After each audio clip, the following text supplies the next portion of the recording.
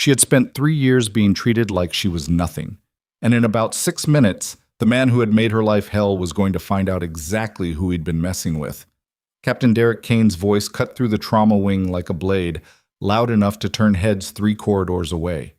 He had his thick finger pointed at Megan Holt's face, a 31-year-old ER nurse who stood 5'4", weighed maybe 130 pounds, and had not raised her voice once in response.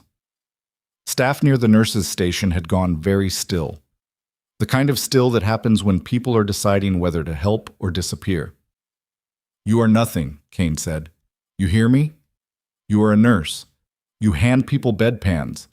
And the next time you step into one of my investigations, I will have your license pulled so fast you won't have time to pack your locker." Megan looked at him. Her face was calm in a way that wasn't performed. It was just quiet. She had a small scar along her left jawline that she never explained and most people never asked about. "Are you finished?" she said. Kane stepped closer. "I haven't even started." Outside, through the trauma wing's narrow windows, a shape appeared in the gray morning sky. Black, low, moving with the particular deliberateness of something that wasn't in a hurry because it didn't need to be. A military helicopter. Nobody on the floor noticed it yet. They were all watching Kane. Riverside Medical Center sat on the eastern edge of Ashford, Colorado, where the city thinned out into scrubland and the mountains beyond it looked close enough to touch on clear days. It was a level 2 trauma center, not the biggest hospital in the state, not the smallest. It handled enough to keep the staff sharp, and not so much that the building was perpetually in crisis. Most days, Megan had been working the ER for 3 years. She had come to Riverside the same way she came to most things, quietly, without announcement, with a resume that was functional but sparse in a way that, if anyone had looked carefully, would have raised questions. Previous employer, Department of Veterans Affairs Outpatient Clinic. Before that, a 2-year gap listed as Federal Service, non-disclosable. She had references, she had certifications, she had the kind of procedural instincts that made senior doctors occasionally glance over at her and then look away before they could be caught doing it. She also had Captain Derek Kane. He had started coming around Riverside about 18 months ago. His precinct covered the district that included the hospital, which gave him a reason to be there when officers brought in suspects or when an incident required law enforcement documentation. In practice, it gave him a stage. Kane was 52, heavy-set in the way of a man who had once been genuinely strong and was now just large. He had a voice that carried and a habit of using it in rooms where people couldn't easily leave. The first time he'd singled out Megan, she'd been in the middle of charting, and he'd walked past and made a comment about nurses playing doctor. She hadn't responded, which he seemed to find more irritating than if she'd pushed back. The second time, he'd questioned her competence in front of a patient's family. The third time, she'd been the only staff member present when he arrived at a scene, and she'd told him, professionally and accurately, that the patient in Bay 4 could not be interviewed yet due to a collapsed lung. He'd told her nurses didn't make that call. She'd told him the patient's attending physician had, in fact, made that call, and she was passing it along. He hadn't forgotten it. After that, it became systematic, not violent, nothing that left marks, just steady. A complaint to administration about her obstruction of a police matter. A word to the charge nurse that Megan had been uncooperative.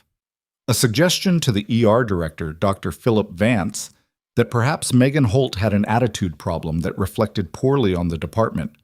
Vance was a man who had worked hard to maintain a cordial relationship with the precinct and did not love complications. He'd spoken to Megan twice about professional conduct. Both times she'd listened, said she understood, and returned to work. She had never told anyone what Kane said to her in the hallways when no one else was close enough to hear clearly. This morning, though, Kane had an audience. He'd come in behind 2 officers who were escorting a suspect, a man with a graze wound on his forearm who was cuffed to a gurney and agitated. Megan had been the admitting nurse. She'd noted that the wound was superficial, that the patient's blood pressure was abnormally elevated, and that there were bruises on his wrists inconsistent with the restraints. She had documented it, as required. Kane had seen the documentation on the intake form while looking over the shoulder of the attending, and had, in a very controlled and public way, lost his temper. "You're flagging excessive force? On my officer's collar?"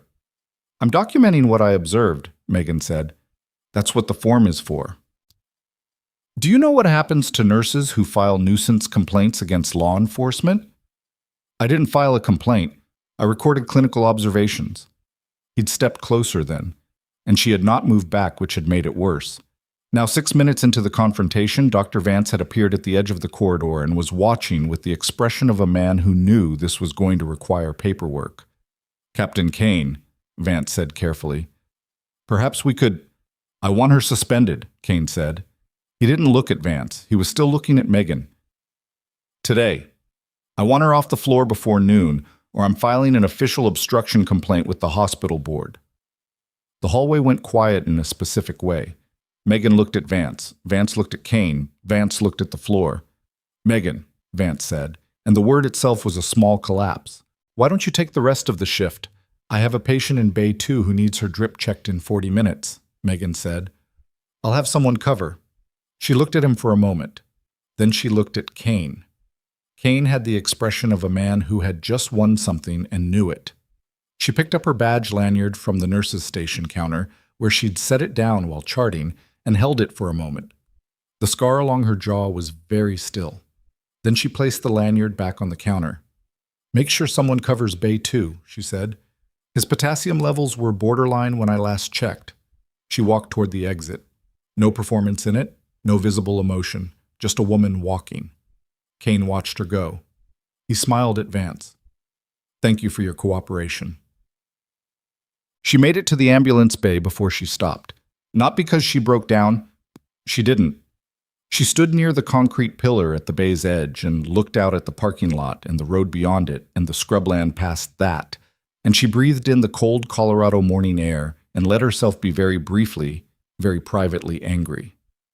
3 years. She had given 3 years to this floor. She had worked double shifts without complaint, covered for colleagues who needed time, remembered the names of patients' family members.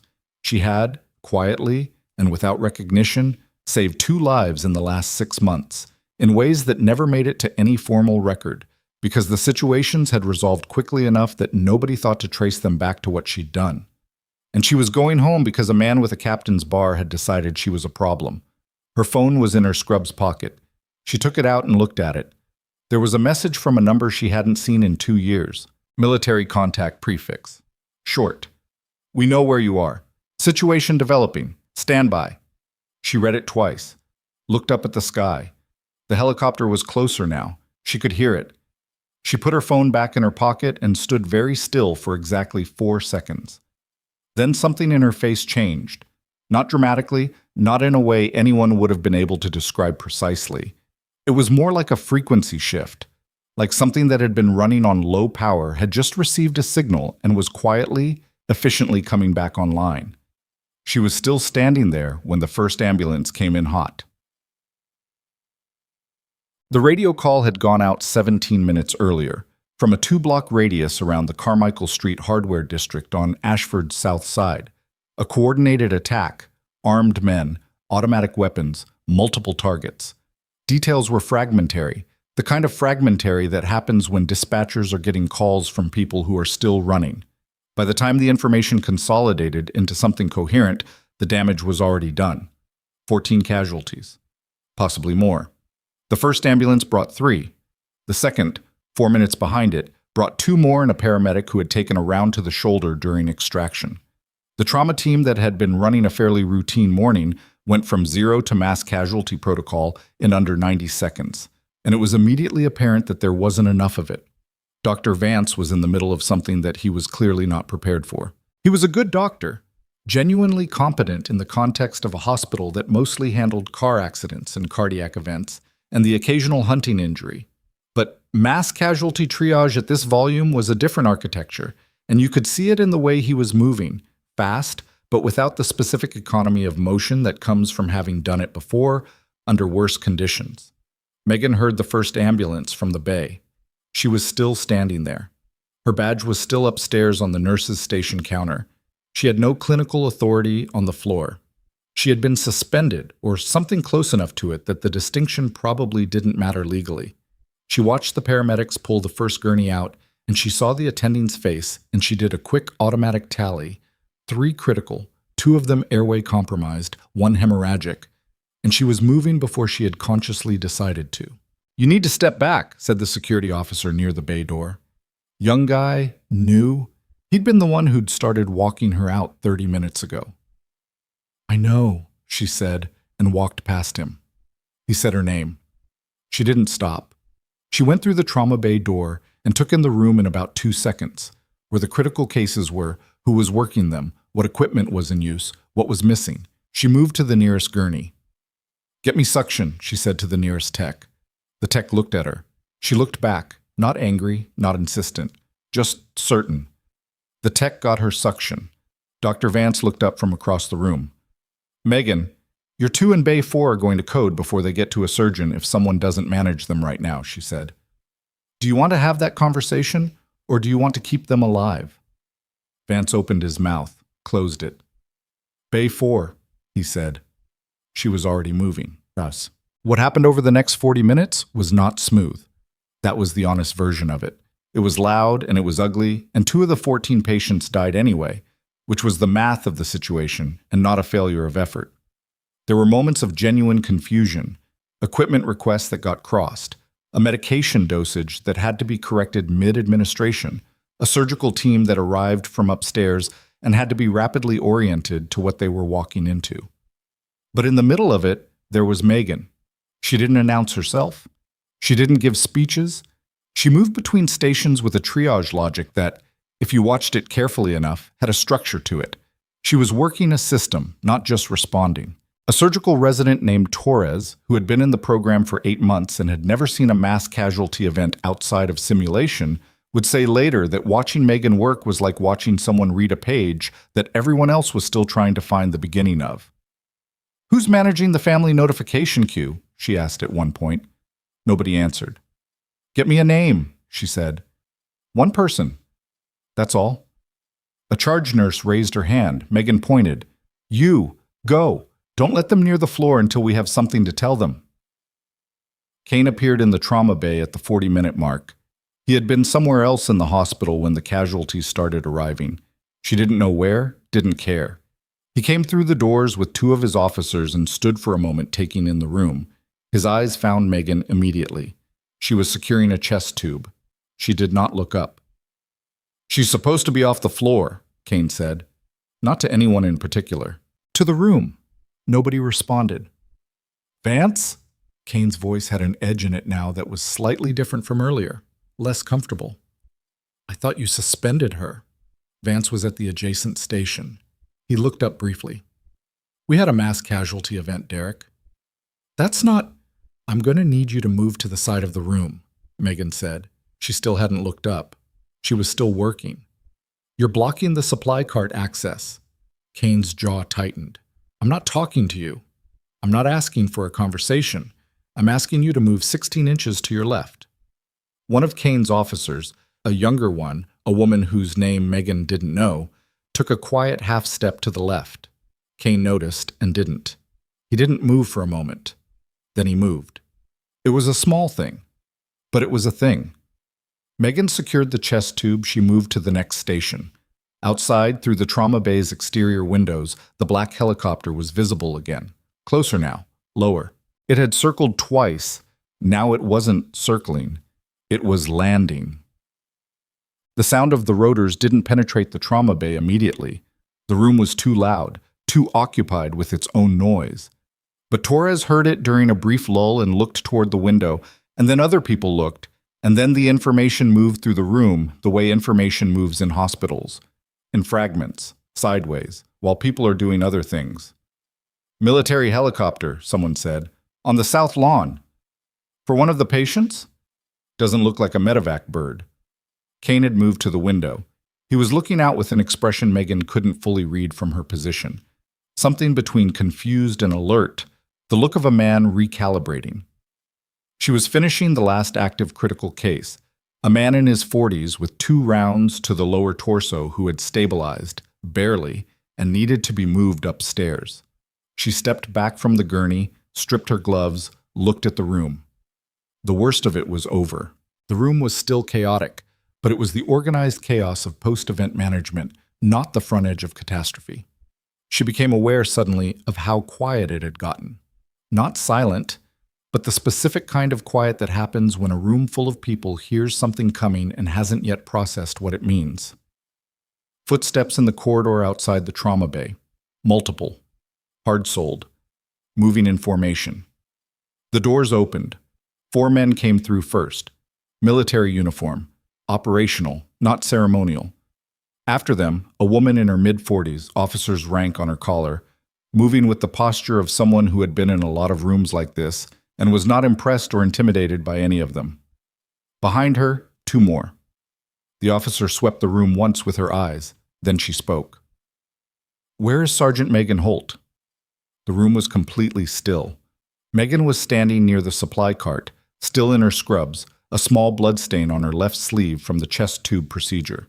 She had nothing, no badge, no lanyard, no official marker of anything, just a woman standing in a trauma bay. She raised her hand, about 3 inches, the way you raise your hand when you already know the answer, but you don't want to be dramatic about it. The officer looked at her for a moment. "Sergeant," she said. A different register than before. Not softer, exactly, just differently calibrated. Kane was still by the window. His expression had shifted into something that had no comfortable name. "Wait," he said. His voice was careful now. Careful in the way of a man who is just beginning to understand that something is happening that he cannot control. "What is this?" The officer didn't look at him. She was still looking at Megan. "You should have called," the officer said. Megan almost smiled. "I retired." "You were released," the officer said. "There's a difference." Kane had stepped forward. He had his authority posture on, shoulders back, chin up, the body language of a man who was accustomed to being the largest power in any given room. "Captain Derek Kane, Ashford PD. This is a civilian medical facility in the middle of an active emergency response. I need to know who you are and what your authority is here." The officer looked at him for the first time. She had the kind of face that had developed patience the same way old stone develops smoothness, through friction over time. "Colonel Dana Marsh," she said. "I'm aware of the emergency. I'm aware of the facility." She paused. "I'm also aware of you, Captain." Something moved across Kane's face. Quick. He covered it. "Then you know I'm in the middle of—" "I know exactly what you're in the middle of," Marsh said. She turned back to Megan. She reached into the case she was carrying and pulled out a folder. Sealed, official, thick enough to carry weight. She held it out. Megan didn't take it immediately. She looked at Marsh's face, reading something there, and then she took the folder.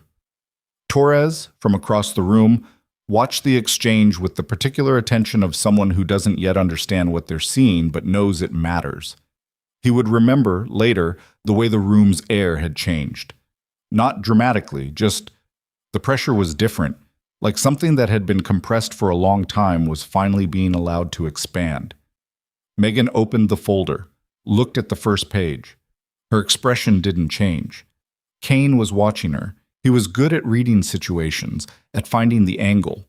He was trying to find it now.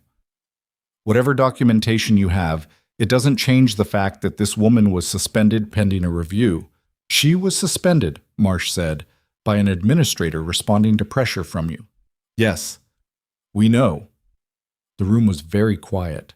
"The patient records she flagged this morning," Marsh continued, "are consistent with a pattern of excessive force incidents your precinct has been attempting to suppress for approximately 14 months. She said it the way people say things they've said before in official settings. Measured, unambiguous. We've been building that case for a while." Kane's voice had changed timbre. Lower now, more controlled. "This is not the appropriate venue for—" "No," Marsh agreed. "It isn't." She looked at him with the same expression she might give a problem she had already solved. "The appropriate venue will be considerably less comfortable." Outside the windows, 2 more military vehicles had pulled up alongside the south building entrance. Not ambulances, not support vehicles. The kind of vehicles that come when someone needs to be certain of a location. Megan was still looking at the folder. She closed it. She held it with both hands, not tightly. The scar along her jaw was very still. Kane looked around the room, at the nurses who wouldn't meet his eyes. at the doctors who had turned very carefully back to their work, at his own officer, the young woman who had stepped left when Megan asked, who was looking at the middle distance with an expression of determined neutrality. He looked at Vance, who looked at the floor. He looked at Megan, who looked at him. Her face was still the same face it had been all morning, calm, not triumphant, just present. "You set this up," Kane said. His voice was almost steady. "I came to work," Megan said. "Same as every morning." From somewhere down the corridor came the sound of more footsteps, different from the military detail, measured, official, the particular sound of federal presence, which has a tempo all its own. Kane heard it. The color in his face was different now. Marcia's radio crackled. She listened, said 2 words, clicked off. She looked at Kane with the settled expression of someone who has arrived at the last page of a long document. "Captain Kane," she said, "I'm going to need you to remain in this building." The doors at the far end of the corridor swung open. Kane turned toward them, and for the first time all morning, he looked like a man who didn't know what came next. The men who came through those doors wore suits, not uniforms, which somehow made them more serious than the military detail already in the room. There were 3 of them. Federal ID visible on lanyards, the kind that get you into buildings where most people don't get to go. The one in front was maybe 45, lean, with the particular economy of motion that comes from years of moving through situations where being readable is a liability. He scanned the room once, found Marsh, gave a small nod. Found Kane. Held there for exactly 1 second longer than necessary. Kane recognized it. The look. He'd given it himself to other people in other rooms. He didn't say anything. For the first time since Megan had known him, Derek Kane simply stood still and waited. The lead agent, he didn't introduce himself yet, didn't need to, stopped about 6 feet from Kane and held up a credential case. "Special Agent Roy Delaney, Office of the Inspector General. Captain Kane, we've been trying to schedule a meeting with you for about 3 weeks. You kept canceling." "I've been busy," Kane said. "I know." Delaney's voice was flat and Midwestern, the kind of flat that means nothing is being performed. "We were busy too. We used the time." Torres had stopped pretending to do anything else. He was just watching. Around the room, staff had gradually oriented toward the exchange the way people orient toward thunder, not moving toward it, just tracking it. Megan was standing near the supply cart. She had set the folder down on the cart's edge. She wasn't watching Kane the way some of the others were, with the barely contained attention of people watching a verdict. She was watching the room as a whole. Old habit. When you've been in enough situations where the secondary threat is more dangerous than the obvious one, you stop focusing exclusively on the obvious one. "I'm going to need to speak with legal counsel before," Kane started. "That's your right," Delaney said. "You can make that call from here. We're not going anywhere for a while." He looked around the trauma bay with mild professional interest, the way someone looks at a room they've studied on paper and are now seeing in 3 dimensions. "We'll need a private space," he said to Vance, who had been trying to be furniture for the last several minutes. "Of course," Vance said too quickly. "There's a conference room on the 2nd floor." "The administrative suite is better," Marsh said.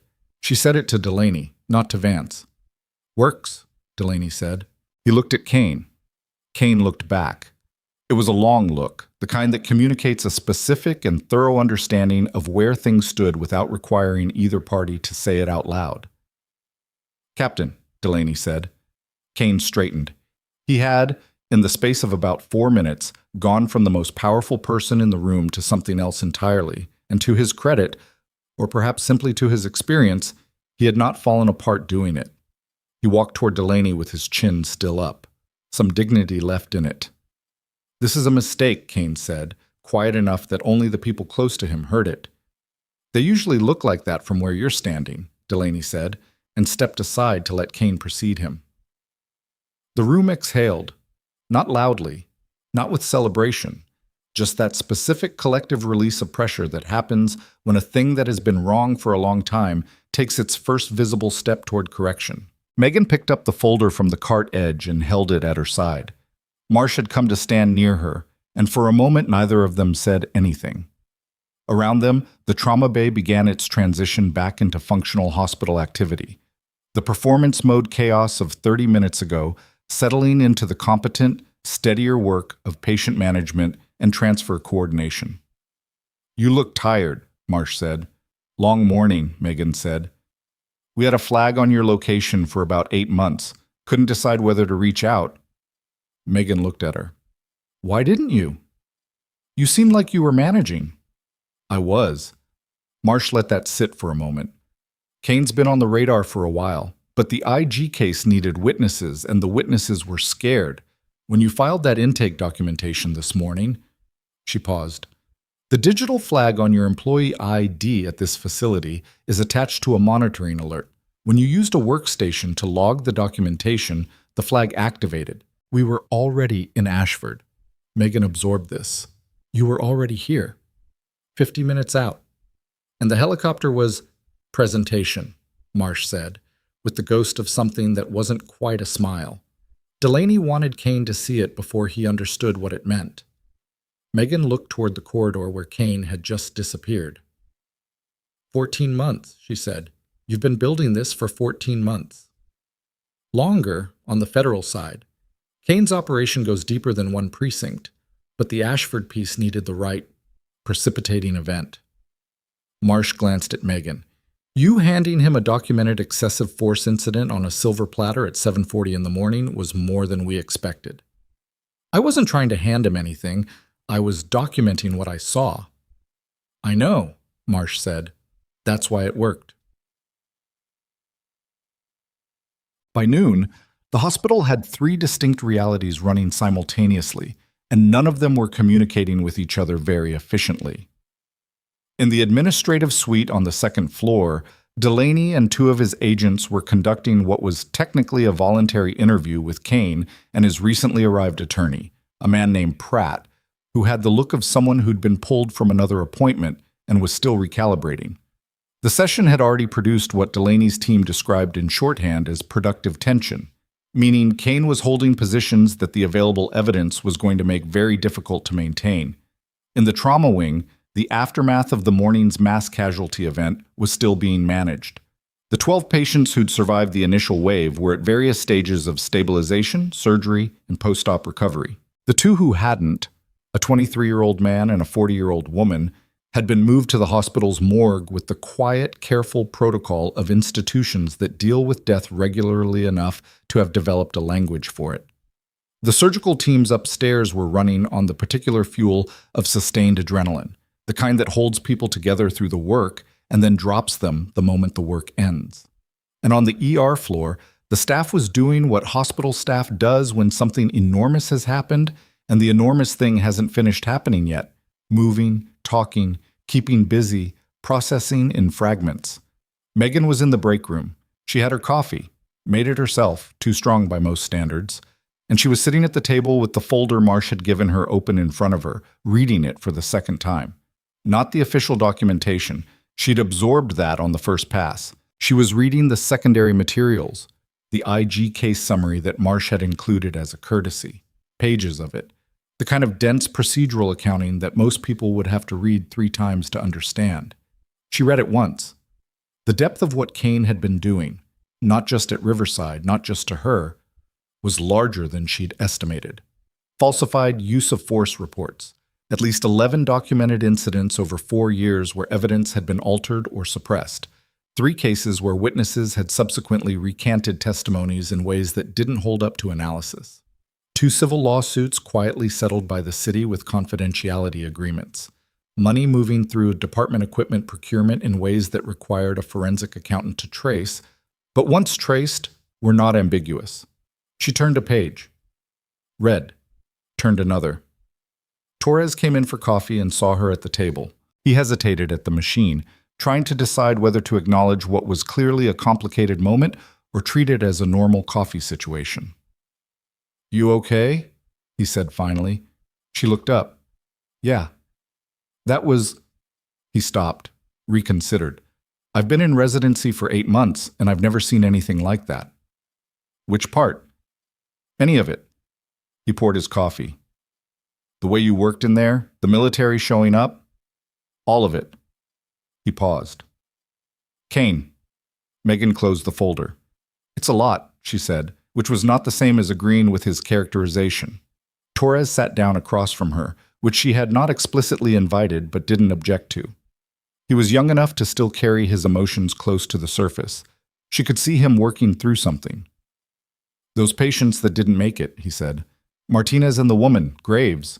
Were there—" "No," she said before he finished. "There wasn't anything more that could have been done. The damage was too extensive before they arrived." "You're sure?" "I'm sure." She looked at him directly. "I've seen that before. I know what unsurvivable looks like." He absorbed this. He wanted to ask about the before in that sentence. She could see it, and he didn't, which elevated him slightly in her estimation.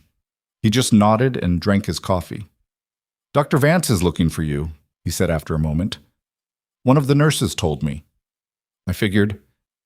"You're not suspended anymore, right? I mean, after what Marsh said." "I don't actually know what my employment status is at this moment," Megan said. There was something almost dry in it. "Technically, Vance suspended me, not Kane. Vance would have to unsuspend me." Torres processed this. "That seems like a paperwork problem they created." "Most of the problems in institutional settings are paperwork problems someone created," Megan said. She stood up, took her coffee, picked up the folder. "Tell him I'll come find him." She found Marsh first. Marsh was in the corridor outside the administrative suite, on her phone, speaking in the short, declarative sentences of someone managing multiple operational threads at once. She held up a finger when she saw Megan, finished the call, pocketed the phone. "Delaney needs your statement," she said. "When you're ready.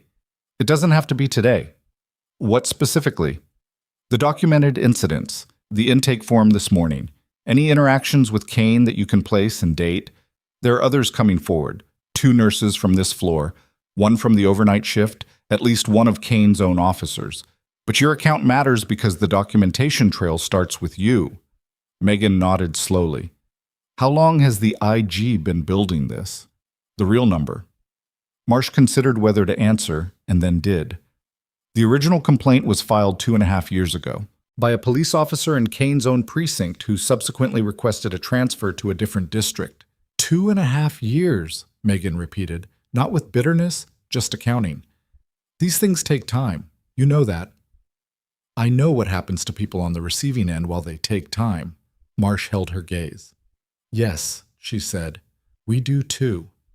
She said it without apology, but also without deflection. It was just a fact, the way a lot of hard things are facts. Megan looked at the door of the administrative suite. "Is he still in there?" "Kane?" "Yes. His attorney is working very hard right now." "Is it going to hold?" Marsh looked at her with an expression that was the closest thing to reassurance she seemed to carry. "The documentation your hospital system has on Kane's interactions with staff, combined with what IG has built, combined with the financial records, no, it's not going to hold." She paused. "He's going to try to make this as long and ugly as possible because that's what people like him do. But no, it's not going to hold." There was a sound from inside the administrative suite, muffled, through the door, but carrying the pitch of raised voices. Kane's, and then Pratt's, telling him to stop. Then silence. Megan turned and walked toward Vance's office.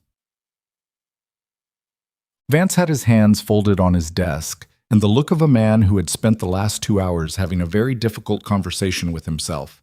He was 60, had been ER director at Riverside for 11 years, and had survived several institutional crises through a combination of genuine competence and a careful reluctance to make enemies. The careful reluctance was the part that was in the room with them now, occupying the chair between them like an uninvited guest. "I owe you an apology," he said, before she'd fully settled into the chair. Megan looked at him. "I handled this morning badly," he said. "I've handled the last year badly, frankly. I knew what he was doing to you. I knew it wasn't right. And I—" He stopped, tried again. "I prioritized the wrong things." She waited. "That's not an excuse," he said. I want you to know I know." Megan thought about a number of things she could say and chose the simplest true one. "I know," she said. Vance unfolded his hands. "The suspension is rescinded, effective from this morning. I'm having it removed from your file entirely. Not just cleared, Removed.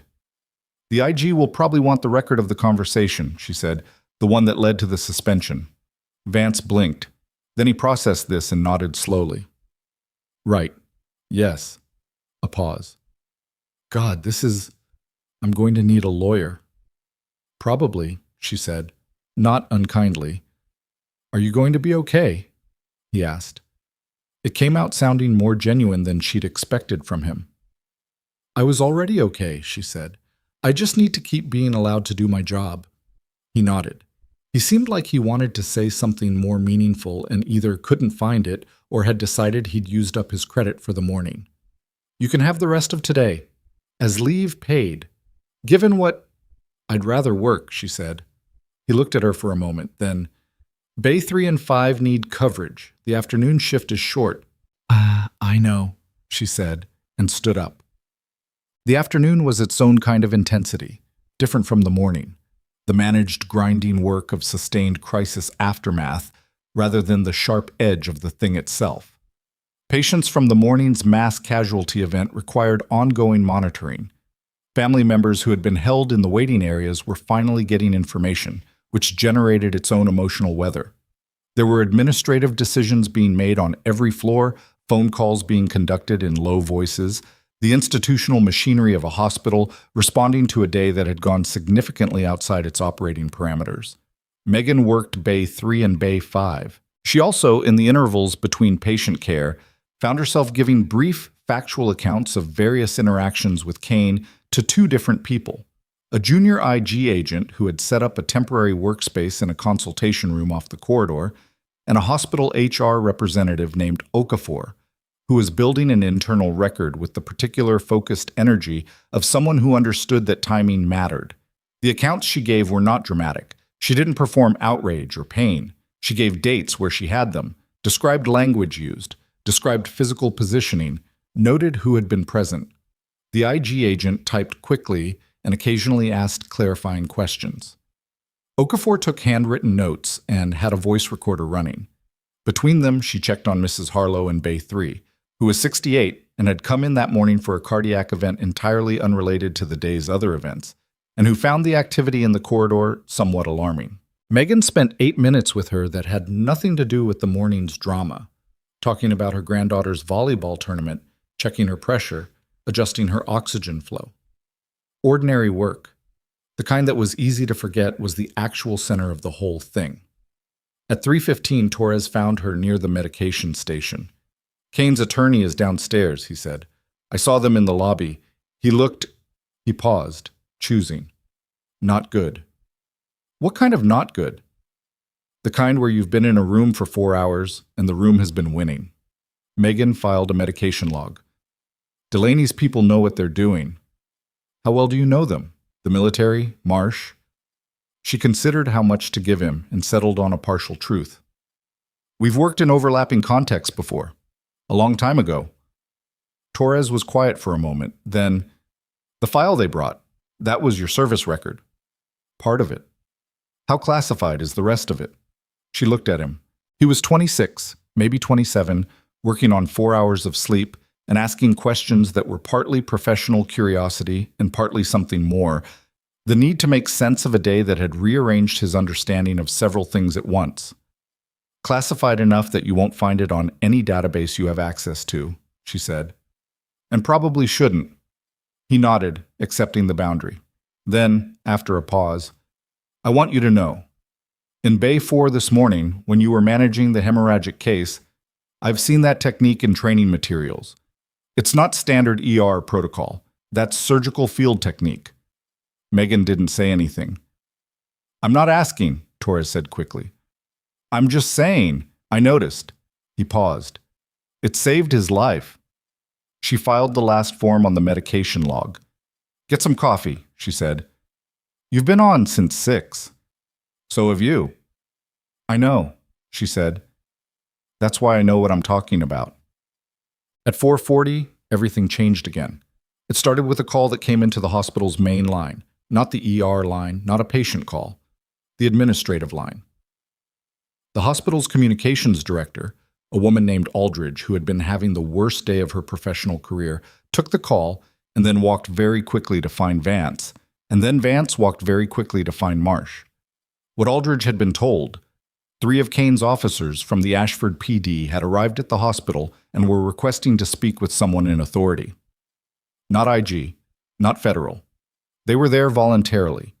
They had, according to Aldridge's account of the call, documentation they wanted to provide. Marsh listened to this in the corridor outside Vance's office with an expression that was carefully neutral, and then looked at Delaney, who had appeared from the direction of the administrative suite at roughly the same moment. "Voluntary?" Delaney said. "That's what they said," Aldridge confirmed. She looked like she'd been in a stress response since 8 a.m. and was running on pure professional reflex. They said one of them is the officer who filed the original complaint 2.5 years ago, the one who requested the transfer. Marsh and Delaney exchanged a look. "Where are they?" Marsh asked. "Lobby. I told them to wait." "Get them to the conference room," Delaney said. "Second floor. Not the administrative suite, the other one." He and Marsh moved. Megan heard about this from Torres, who had been near the nursing station when Aldridge had come through, and who had a combination of observational talent and poor situational awareness about what information was sensitive. She processed it and returned to her patient in Bay 3. Mrs. Harlow's granddaughter, she had learned, was a setter. The team had gone to regionals last spring. At 6:20, Pratt, Kane's attorney, appeared in the lobby for approximately 4 minutes, made 2 phone calls, and left. This was observed by a hospital security guard named Weber, who mentioned it to a colleague who mentioned it to a nurse who told Torres. The information traveled its usual sideways hospital route until it reached Megan between patient handoffs at the shift change. "Pratt left," Torres said. "Without Kane." Megan looked at him. "I know," Torres said. An attorney leaving a client in a federal interview without them was either a break or a signal or both. In her experience, it usually meant one of 2 things. The client had done something in the room that made representation untenable, or there was an active negotiation occurring about which the client was not fully informed. Neither was good for Kane. At 7:15, the evening shift was underway and Megan was technically off the clock. She was in the break room again, writing her own notes. Not for the IG, not for HR, just for herself. Dates. Descriptions. The kind of account you put together when you want to have the full picture before the official version gets assembled around it. She had a habit of this. It came from a time when she'd learned that the official version of events and the actual version sometimes diverged in ways that mattered, and the people who had kept their own records were the ones who could say so. She heard footsteps outside the break room and recognized them before the door opened. Marsh. Marsh came in, looked at the notepad, looked at Megan. She pulled out a chair and sat down without asking, which was consistent with how she'd operated all day. 3 officers, Marsh said. All current, all assigned to Kane's precinct. 2 with documented incidents where they were ordered to alter reports. 1 with evidence, physical evidence, copies held off-site, of financial irregularities in the department's equipment procurement over the last 3 years. Megan set her pen down. They've been sitting on it, Marsh continued, waiting for something to break the pressure loose. She paused. Turns out watching Kane get walked into a federal interview in a hospital where he'd spent a year terrorizing a decorated combat medic was the thing that did it. They don't know the decorated part, Megan said. That only came out this morning.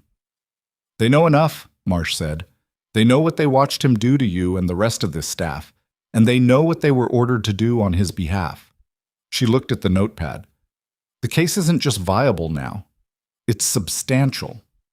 Delaney thinks they can move to formal charges within 72 hours. Megan absorbed this quietly.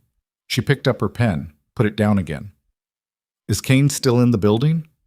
No. He was escorted out at 6:50. Not arrested? Not yet. But he's been informed not to leave Ashford County. Marsh paused. He knows what's coming. The break room was quiet. Somewhere in the corridor the evening shift was doing its work. The ordinary sounds of a hospital at night, monitors and footsteps, and the particular low-frequency hum of machinery running. There's something else, Marsh said. Megan waited. The military commendation, the formal one from the Halverson operation. It was never entered into your accessible records because of classification restrictions. But Delaney's team is filing a motion to have a redacted version made part of the public record of this case. Marsh looked at her steadily. You won't be able to prevent that. I know. How do you feel about it? Megan considered. Outside in the corridor, someone laughed at something. A short, genuine laugh. The kind that happens when the day has been bad enough that anything even slightly funny lands hard. She recognized the voice. Okafor, from HR. Whatever Torres had said to make her laugh, Megan didn't hear.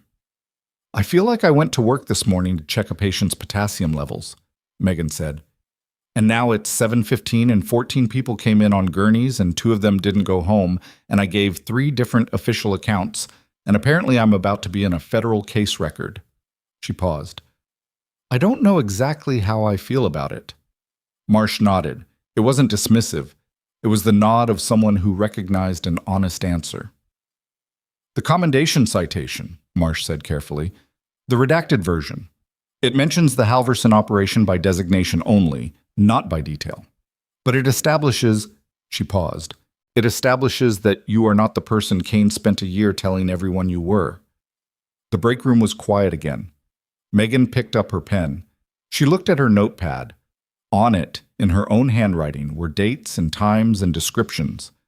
A careful private record of a year of small degradations. She looked at the list for a long moment. He spent a year, she said, making sure everyone in this building thought I was less than I was. Yes, because I documented what I saw. Because you were someone he couldn't control, Marsh said. The documentation was just the mechanism. Megan nodded slowly. She turned to a new page on the notepad and began writing. What are you doing? Marsh asked. Writing down what you just told me, Megan said, before the official version assembles itself around it. Marsh watched her for a moment. The officer who filed the original complaint 2.5 years ago, she said. His name is Carver. He asked, through the IG agent, if you would be willing to speak with him. About the case? About whether it was worth it, Marsh said. He's been in a lateral position in a different district for 2 years because of what he did. He wants to know if coming forward makes a difference. Megan didn't look up from the notepad. She kept writing. Tell him yes, she said. You don't know how it ends yet. No, she said. But I know it ends differently than it would have if he hadn't. She turned another page. Outside, through the break room's small window, Ashford was going dark, the mountains behind it losing their definition against a sky that had moved from orange to purple and was heading toward black. A city that was going to wake up tomorrow with a different understanding of what had been happening in one of its hospitals for over a year. Megan was still writing when Marsh's radio crackled. The voice that came through it was Delaney's, compressed and slightly staticky, but clear enough.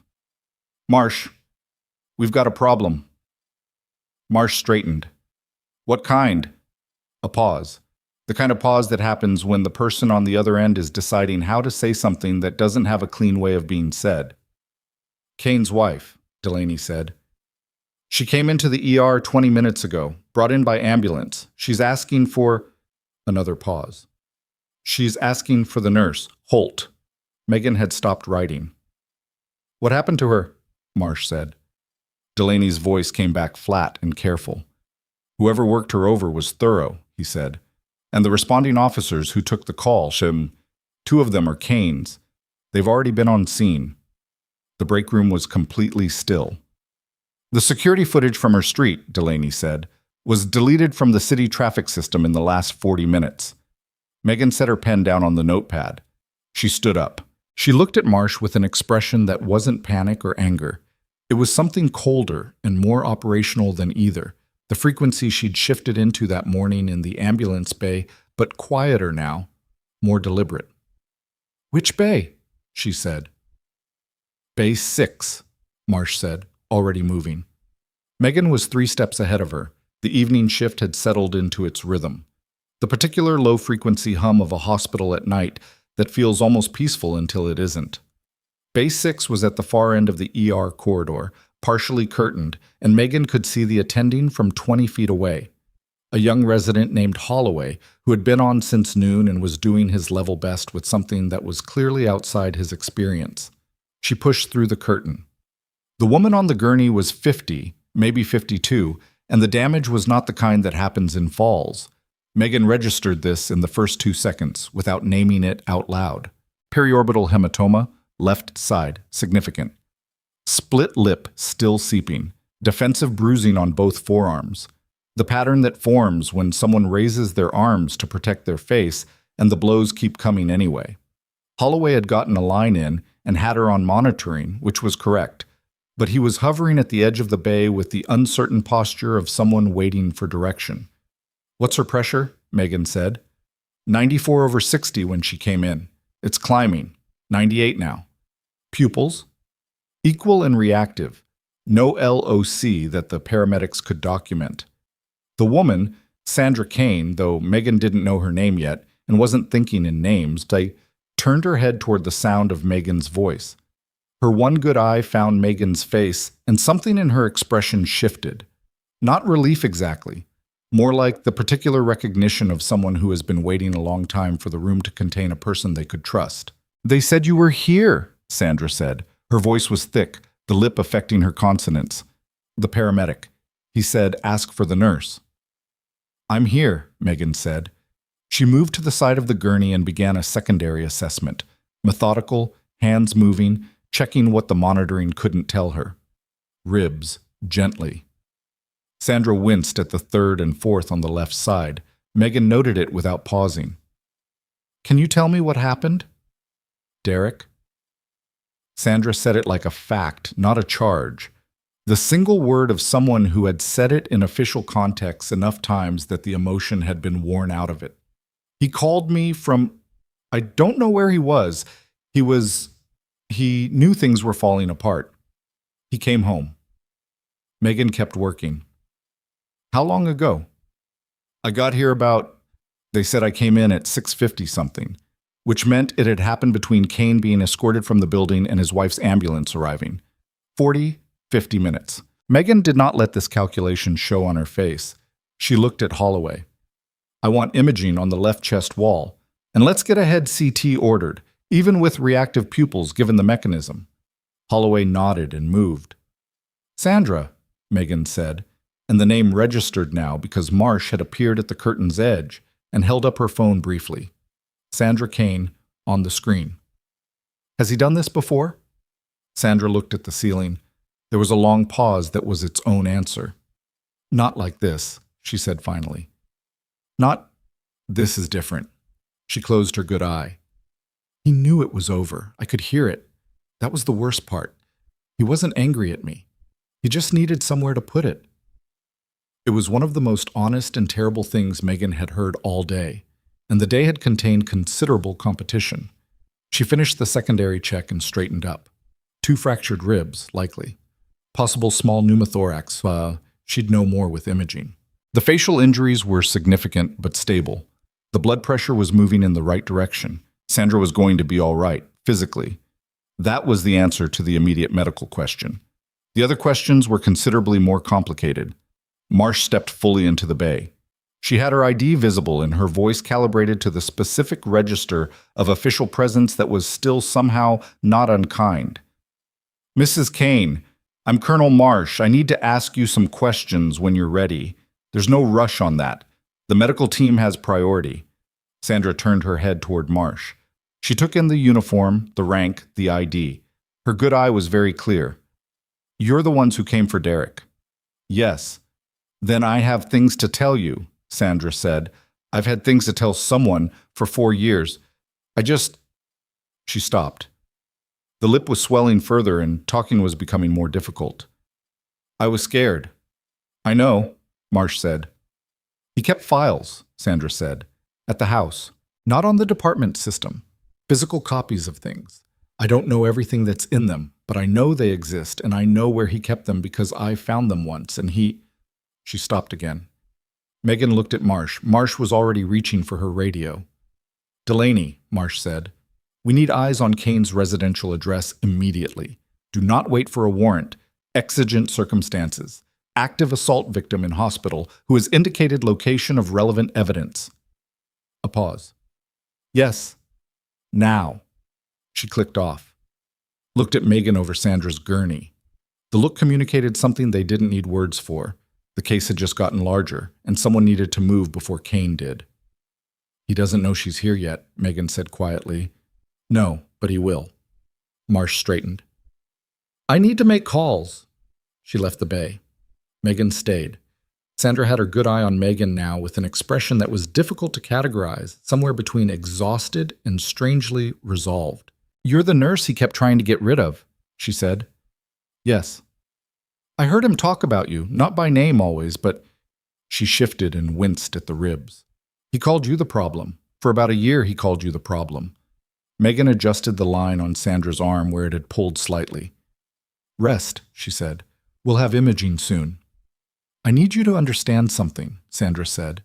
Her voice was effortful but deliberate. What he did to you, I knew. Not the specifics, but I knew he was doing it. And I didn't... She stopped. You don't have to... I didn't do anything, Sandra said. For a long time I didn't do anything. That's the part I have to live with. Megan looked at her. You're here now, she said. It wasn't absolution. She wasn't in the business of offering that. It was just an accurate statement of the present. Sandra closed her eye. Holloway reappeared at the curtain. Imaging is ready. The next 90 minutes ran on 2 tracks. On one track, Sandra Kane's CT showed no intracranial bleeding, a hairline fracture on rib 4, and a small pleural effusion on the left side that bore watching but did not require immediate intervention. Megan managed the bay, coordinated with the radiologist upstairs, got a second attending, Dr. Reeves, senior evening shift, to co-sign the treatment plan.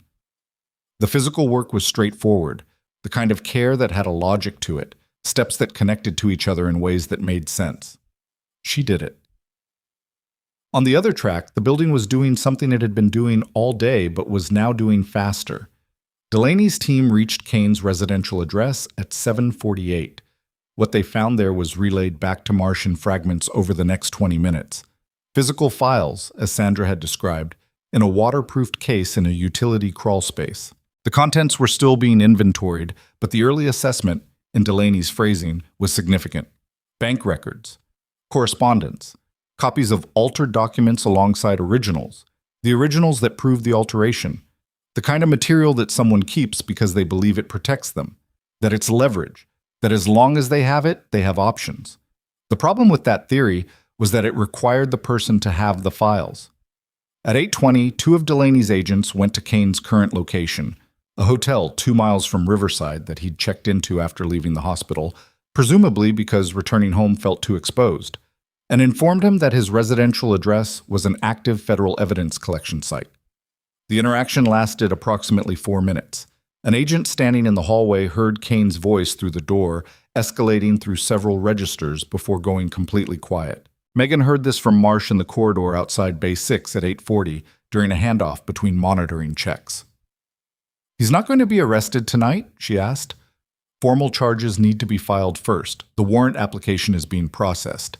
It'll be morning. Marsh paused. He's not going anywhere. His passport has been flagged, his vehicle is being tracked, and there are federal agents in the hotel. And his wife, Sandra, is under protective designation pending the formal case. She won't go back to that house. Marsh said it with the specific finality of someone who had arranged this before and knew how to make it stick. Megan nodded. She looked down the corridor. The ordinary hum of the evening ER, a nurse pushing a medication cart, the overhead lights doing their flat, institutional best. Normal hospital, terrible day inside it. Carver, she said. The officer who filed the original complaint. Is he here? He went back to his district when we wrapped the initial statements. Why?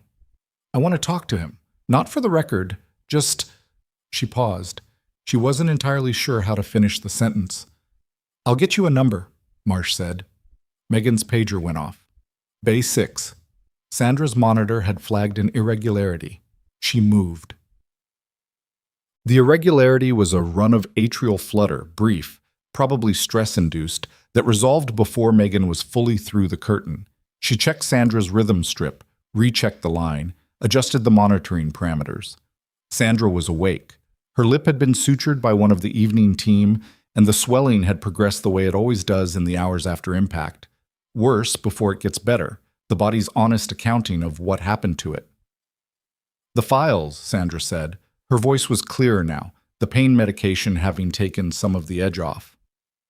"Did they find them?" "Yes," Megan said. Sandra let out a breath that had a long history in it. "He thought they were insurance," she said. "He told me once. He said having the documentation meant nobody could move against him without him being able to move back." She paused. "He didn't think anyone would actually come for him." "Most people like him don't," Megan said. "Most people like him usually don't have someone like you in their way," Sandra said. Megan looked at the rhythm strip, steady now. "I wasn't in his way. I was doing my job." "That was enough," Sandra said. "That's the thing he could never understand. That just doing the right thing without making a production of it. He could never figure out how to counter it because there was nothing to grab onto." Megan set the strip down. She was thinking about something else now. The sound of Delaney's voice on Marsh's radio. Thorough, the word he'd used about what had been done to Sandra. Thorough. A word that told you about planning, about a man who knew he was losing and had chosen a particular response to that loss. And 2 of his officers had been first on scene, and the footage had been deleted within 40 minutes. She pulled out her notepad, the personal one, not the official one, and wrote a time. 8:47. Sandra's rhythm returned to normal. Below that she wrote 2 words, responding officers. "Mrs. Kane," she said, "the 2 officers who responded to your call. Did you know them?" Sandra's expression shifted. Something careful moved across it. "Reyes and Barnett. They're Derek's. They've been his for a long time." Megan wrote the names. "Did they say anything to you before the ambulance came?" Sandra was quiet for a moment. The monitor beeped its steady rhythm. "Reyes told me I should think carefully about what I said at the hospital." She said it flatly, with the tone of someone describing the weather. "He said Derek had a lot of friends who cared about how things were reported." The words sat in the air between them. Megan closed the notepad. She looked at Sandra Kane, 52 years old, 2 fractured ribs, 4 years of something she hadn't named to anyone. "I'm going to get someone from the IG office to come to this bay," she said. "Right now tonight. Is that okay?" "Yes," Sandra said without hesitation. Megan went out into the corridor. Marsh was 20 feet away, still on her phone. Megan walked toward her and Marsh read something in her face and ended the call. "Reyes and Barnett," Megan said. 2 of Kane's officers who responded to the domestic call tonight. Sandra says Reyes warned her about what to say before the ambulance transported her. I think they're the ones who deleted the traffic footage." Marsh was already typing into her phone. "Where are they now?" "I don't know, but if they know we have Sandra's statement—" "They know," Marsh said grimly. "The department duty log is visible to anyone with precinct access. The moment Sandra was entered as an incoming ER patient, anyone watching would have seen it." She hit send on whatever she'd typed and looked up. "How long ago did she tell you about Reyes?" 8 minutes. Marsh's radio crackled before she could respond. Delaney's voice again, and this time the compression couldn't flatten what was in it. "Marsh, Reyes and Barnett just checked out of the precinct. Personal vehicles, off-duty designation. Nobody knows where they went." A pause. "And Kane's hotel room is empty. He was there 40 minutes ago. He's not there now." The corridor was very still. "The agent, Marsh said. "One in the lobby, one on the floor. Neither of them saw him leave." Delaney's voice was controlled in the way of someone managing the gap between what should have happened and what did. "We're pulling hotel footage now." Marsh looked at Megan. In 12 hours, Megan had read this woman's face well enough to know that what was on it now was not panic. Marsh didn't panic, but it was the expression of someone recalculating threat assessment at speed. Kane was in the wind. 2 of his officers were off the grid, and Sandra Kane, the only witness who could place him at the scene of an assault and who knew the location of files that destroyed him, was lying in Bay 630 feet away. Megan turned toward Bay 6. She stopped. Standing at the far end of the ER corridor, near the ambulance bay entrance, the same entrance she'd stood in that morning, watching the first casualties arrive, was a man in street clothes, heavy set, not moving. Looking at her with the particular stillness of someone who had made a decision and was standing on the other side of it. Derek Kane. He wasn't alone. Megan didn't run. She didn't shout. She turned her body so that her back was not fully to Kane and said, at a volume calibrated precisely for Marcia's ears only, "He's at the ambulance bay entrance. 2 people with him." Marcia's hand was already on her radio. Kane hadn't moved. He was standing at the corridor's far end under the fluorescent wash of the entrance lights, and the 2 people with him were Reyes and Barnett. She could see that now, the off-duty clothes, the particular way they were positioned, flanking without looking like they were flanking. Reyes was closer to the wall. Barnett had angled himself between Kane and the exit. The corridor between them was maybe 60 feet. 3 patients on gurneys in bays off to the side, curtains partially open. An orderly with a cart near Bay 8, who had not yet registered anything unusual. Torres, somewhere behind Megan toward the nursing station, who she could hear but not see. Kane was looking at her. Just her. The way he'd been looking at her all day, except that all day there had been the structure of institutional context around it. The hospital's rules, the professional norms, the performance of authority. That structure was gone now. What was left was simpler and considerably more dangerous. "Marsh," Megan said, same low register. "I have him," Marsh said. She was already moving laterally toward the wall, creating angle, speaking into her radio in clipped half sentences. "Delaney, ER corridor. Subject is on site. 2 associates, east entrance. Need response now." The orderly with the cart had stopped. He'd registered something. People move differently when situations change, and even people who don't know what's happening can feel the frequency shift in a room. He stood very still. Kane took a step forward. Megan moved toward Bay 6. Not running, not enough to signal retreat, but closing the distance between herself and Sandra's location. If Kane had come here with intent, the target wasn't Megan. It was Sandra, the witness. The files were gone, but Sandra was still breathing and capable of testimony, and that was what he needed to change. She knew how this kind of calculus worked. She'd seen it before, in contexts that this hospital corridor was not supposed to resemble. She pushed through Bay 6's curtain. Sandra looked up, registered Megan's face, and understood immediately that something had changed. Her hand found the call button on the rail before Megan said a word. "Keep that pressed," Megan said. "Don't let go of it." She turned back to the curtain gap, watching the corridor. Kane had stopped about 40 feet out. Reyes had moved. Megan couldn't see him in her sightline anymore, which was worse than seeing him.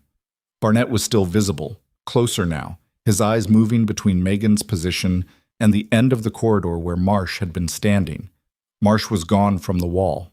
Repositioned. Megan didn't know where. Torres's voice came from the nursing station.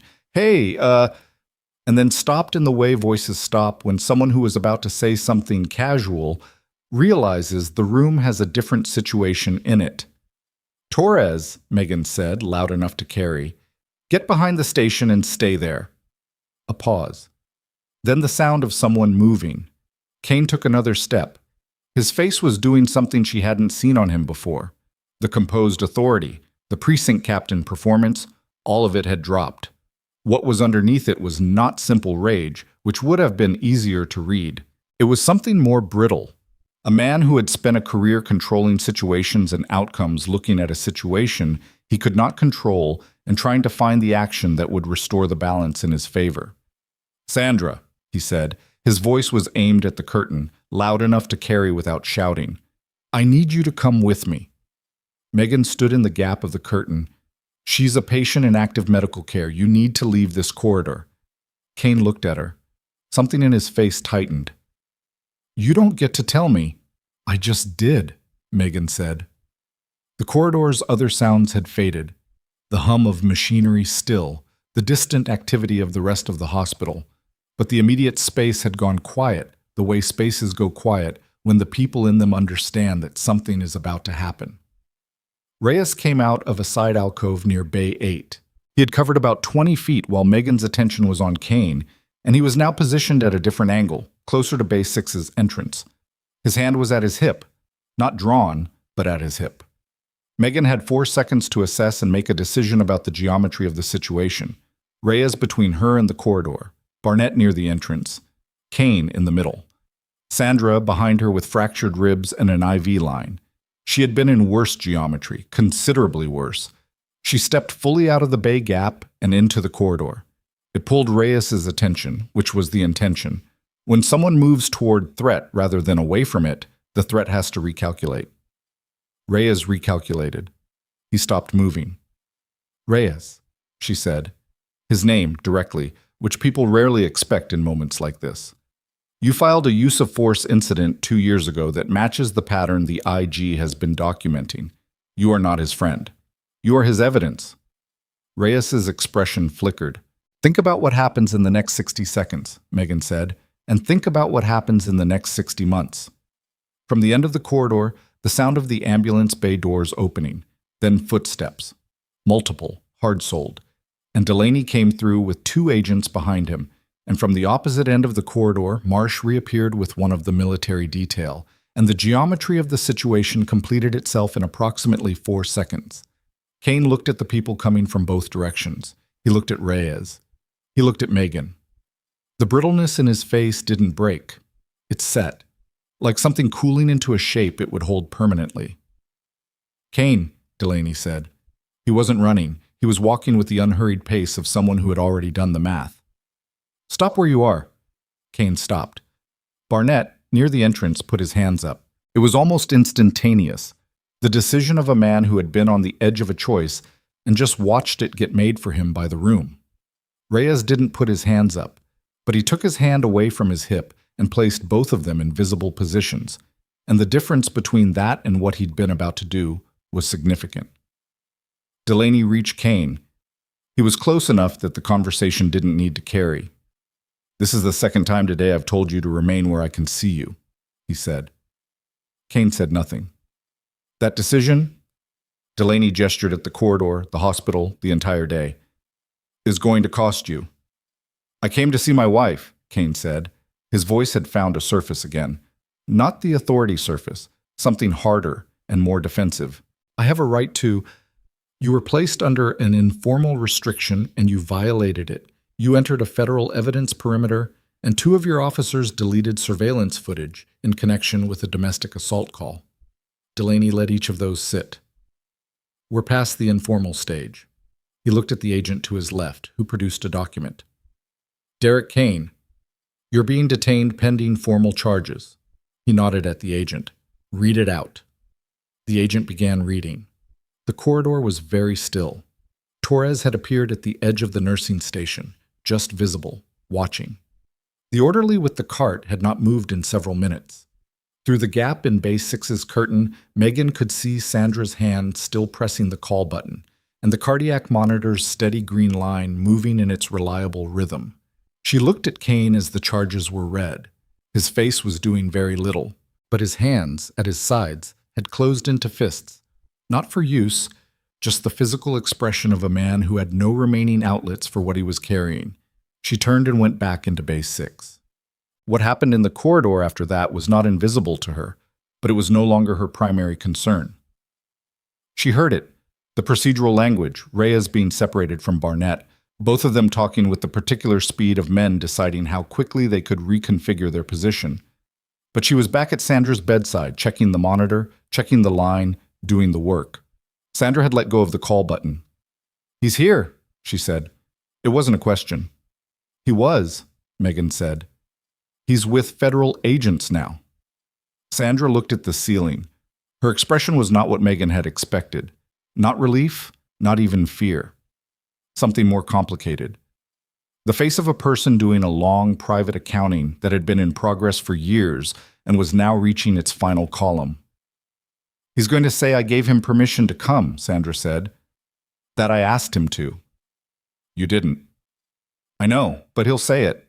She paused. He always had an answer, for everything.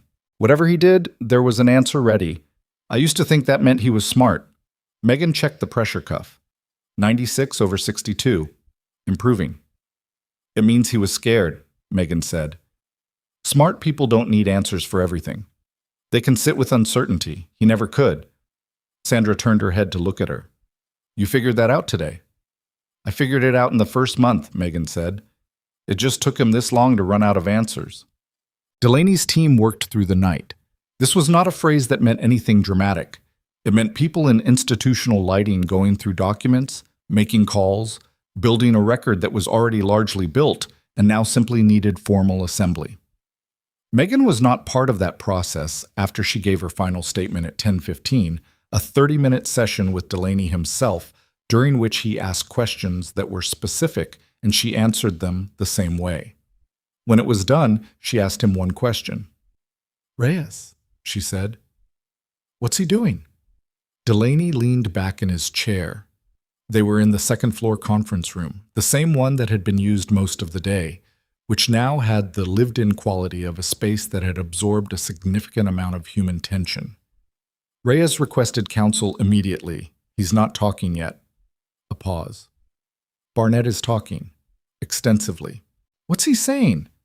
Things that are going to make Reyes's silence considerably less useful.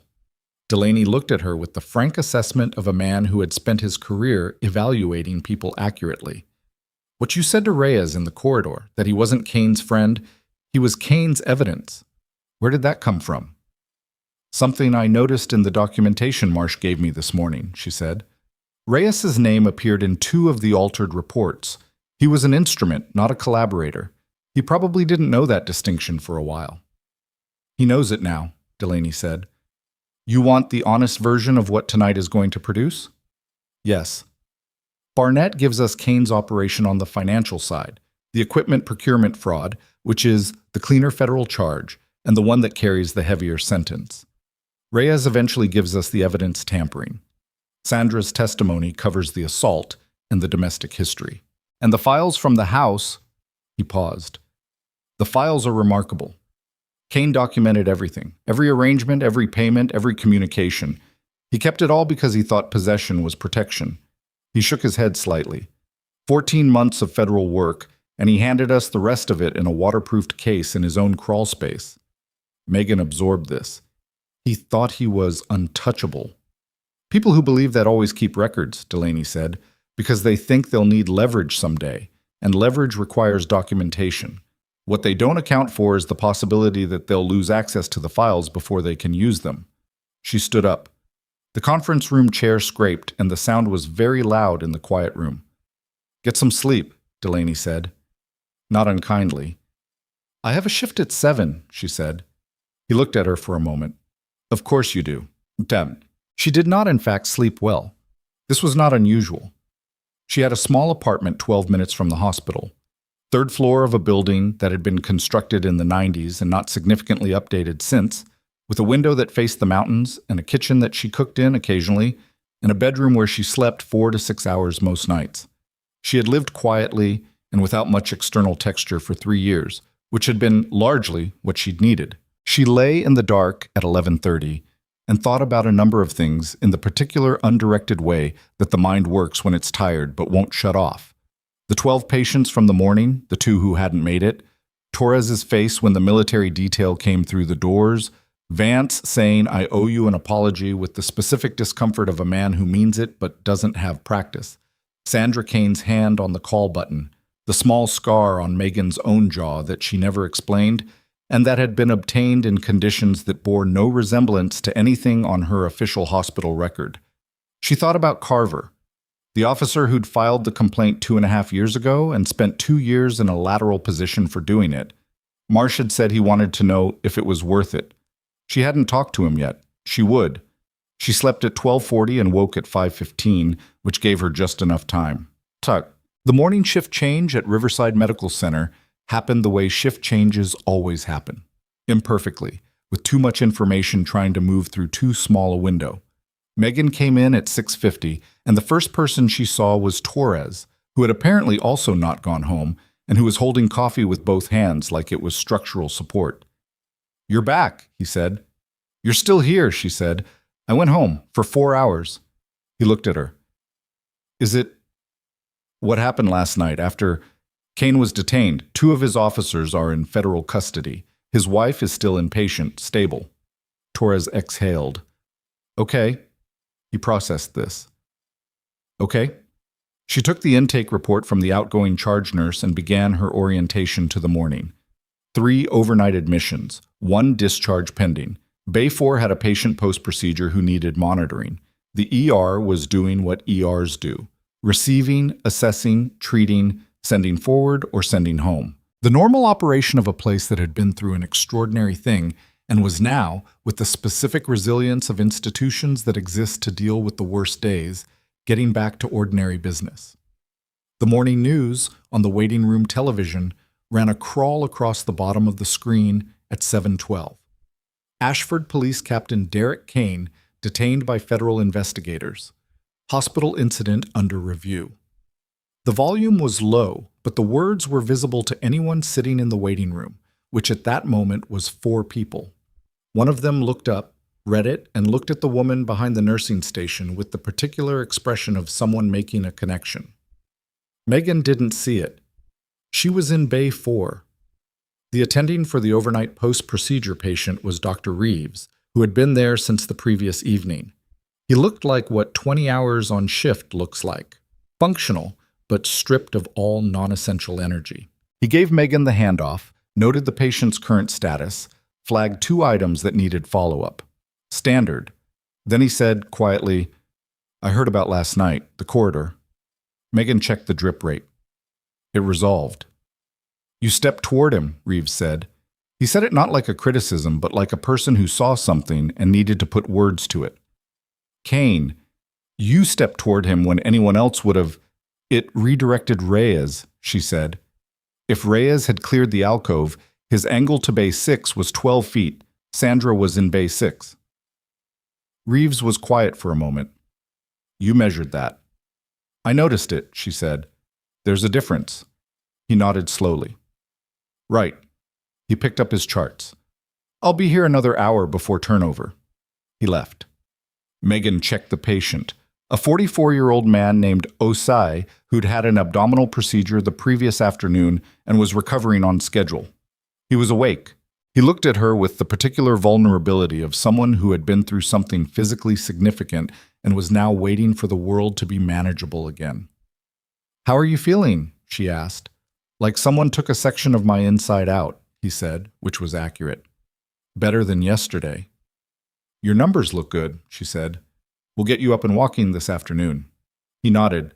Then, "There's something on the news about this hospital." "Yes," she said. "Should I be?" "You should focus on walking this afternoon," she said. "That's the relevant thing." He considered this. "Okay," he said, and seemed to find it sufficient. At 9:40, Marsh appeared on the floor.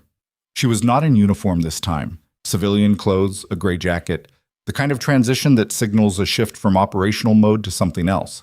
She found Megan between bay handoffs and fell into step beside her.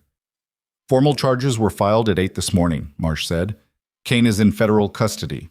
Reyes is cooperating as of 6:50 a.m. Barnett's statement made his silence too expensive to maintain." Megan didn't stop walking. The charges. 14 counts, initial filing. The DA's office is already talking about expanding as the financial documentation is processed. Marsh paused. "The obstruction charges related to your intake documentation this morning, yesterday morning, those are included. Your documented incidents with Kane over the past year are part of the formal record. Sandra? Protective custody, separate facility, comfortable. She's talking to federal attorneys about her own formal statement. Her testimony is substantial." Marsh's voice had something in it that Megan had learned, over the course of the previous day, to read as close to satisfaction as Marsh generally allowed herself. The 4 years of domestic incidents she documented privately, she kept records too, which Kane didn't know. Those have been entered. Megan filed a chart update at the nursing station. "The precinct," she said. "Kane's operation. How far does it go?" "We don't have the full map yet. Barnett is giving us names. Some are going to be people who participated because they were afraid of Kane. Some are going to be people who participated because they wanted to." Marsh paused. "Those are 2 different situations with 2 different outcomes." And the 11 force incidents in the documentation? Being reviewed individually. 5 of the 11 involve victims who were previously told not to pursue formal complaints. 2 of those victims had their cases dropped entirely. All of them are being contacted. Marsh looked at her. They're going to want to know who broke this open. Delaney's team broke it open, Megan said. I documented what I saw. You know that's not the full story. That's the accurate story, Megan said. The full story has more people in it than me. She moved to the next bay. At 11:20, Vance called her to his office again. He was in a different posture than the previous day. Not the studied neutrality of a man managing institutional liability, but something more uncomfortable, and she thought more honest. He had a letter on his desk, hospital letterhead, and he pushed it across to her. She read it. It was brief. The suspension was rescinded, as he'd told her, but there was also a second paragraph she hadn't expected. A formal acknowledgement from the hospital board of her actions during the mass casualty event. The specific word used was instrumental. She set it down. The board met this morning, Vance said. Emergency session. There's also going to be a formal review of the hospital's protocols regarding law enforcement pressure on clinical staff. The incident, Kane using his position to influence staffing decisions, that's going in the review. He paused. I'm told it's likely to result in policy changes. Good, she said. He looked at her. He seemed to be working toward something. I should have protected you, he said.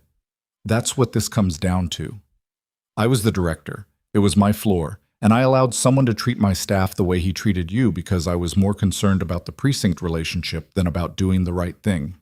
Megan looked at him. There was a version of this conversation where she let him off the hook, and a version where she didn't, and she chose the honest middle.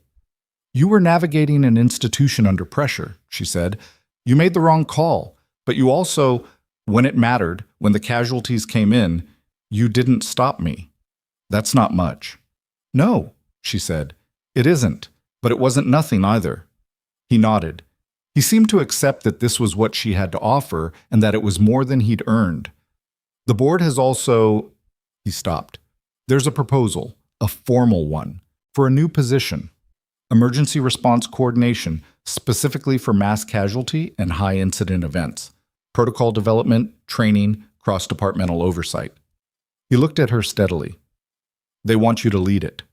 Megan looked at the letter on the desk. It would involve restructuring part of your current role, Vance said. More responsibility. Different kind of work. You'd have authority over protocols that currently don't have clear ownership. He paused. The military commendation, when it enters the public record of the federal case, it's going to become known. To the staff, to the board, to the public. People are going to understand who you are. She thought about what she had said to Marsh the night before. I went to work this morning to check a patient's potassium levels. I need to think about it, she said. Of course, Vance said. There's no timeline. She picked up the letter, folded it, put it in her pocket. She stood up. Megan, Vance said. She stopped. The patient in Bay 2 yesterday morning, his potassium. She waited. Whoever covered him checked it at the 40-minute mark. It was at 3.2, borderline, like you said. He paused. They caught it. She nodded once and left. The afternoon brought its own rhythm, and she worked inside it, the steady, unglamorous accumulation of patient care that was the real architecture of the job. She had 5 patients through the afternoon, 3 routine and 2 complicated, and she gave the same quality of attention to all of them because that was what the work required, and the work had not changed because the morning had been extraordinary. At 2:15, her phone showed a call from an unfamiliar number. The area code was Ashford. She took it during a break. This is Carver, the voice said. Male, mid-30s, a careful quality to it that she recognized as the carefulness of someone who had spent 2 years being careful about what they said and to whom. Colonel Marsh said you'd be okay if I called. I would, Megan said. A pause. I wanted to say, what happened yesterday? The IG has been building the case for a long time, and there were moments where I thought, he stopped. I thought maybe I'd been wrong. To come forward, because nothing seemed to move and Kane was still there, And the people I'd reported to were afraid of him, and I was just sitting in a lateral position watching him continue. I know, she said. You don't have to say anything, Carver said quickly. I just wanted to, I don't know, hear that it mattered. Megan looked out the break room's small window. The mountains beyond Ashford were sharp today, the early afternoon light giving them a clarity they didn't always have. Your complaint is in 14 counts of federal charges filed this morning, she said. It's in the formal case record. The 11 victims who were told not to report, they're being contacted because the case has enough foundation to reach them. That foundation starts with you. She paused. It mattered. The line was quiet for a moment.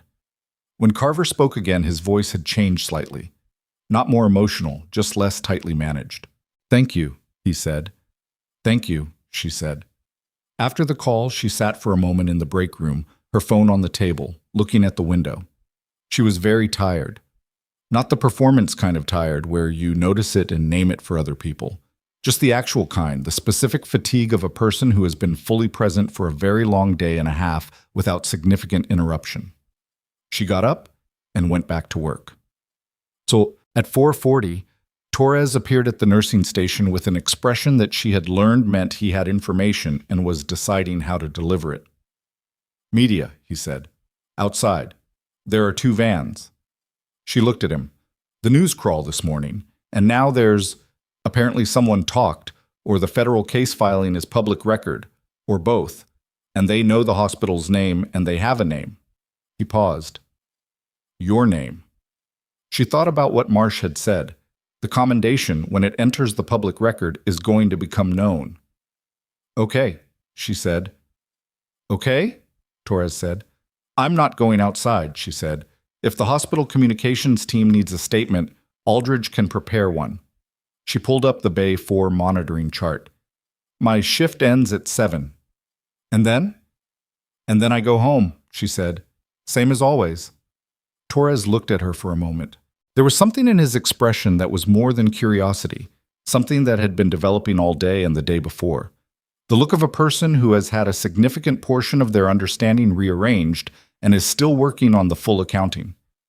Can I ask you something? He said. You're going to anyway, she said. When you came back in yesterday morning, when the casualties came in and security was trying to stop you, you didn't hesitate. You just walked back through the door. Yes, she said. Were you scared? She thought about it honestly. I was focused, she said. Scared is something that happens when you have time for it. I didn't have time. He nodded. Then, what about later, when Kane was in the corridor last night? That was different, she said. I had time for it then. She paused. I was scared then. He looked at her. You didn't look it. I know, she said. That's not the same thing as not being it. She went back to Bay 4. At 6:50, 10 minutes before her shift ended, Delaney called her directly. She took it at the nursing station, one hand still on a chart. There's something you need to know, he said. No preamble. She had noticed this about Delaney, but he treated the space before important information as waste. We've been going through Kane's files from the house.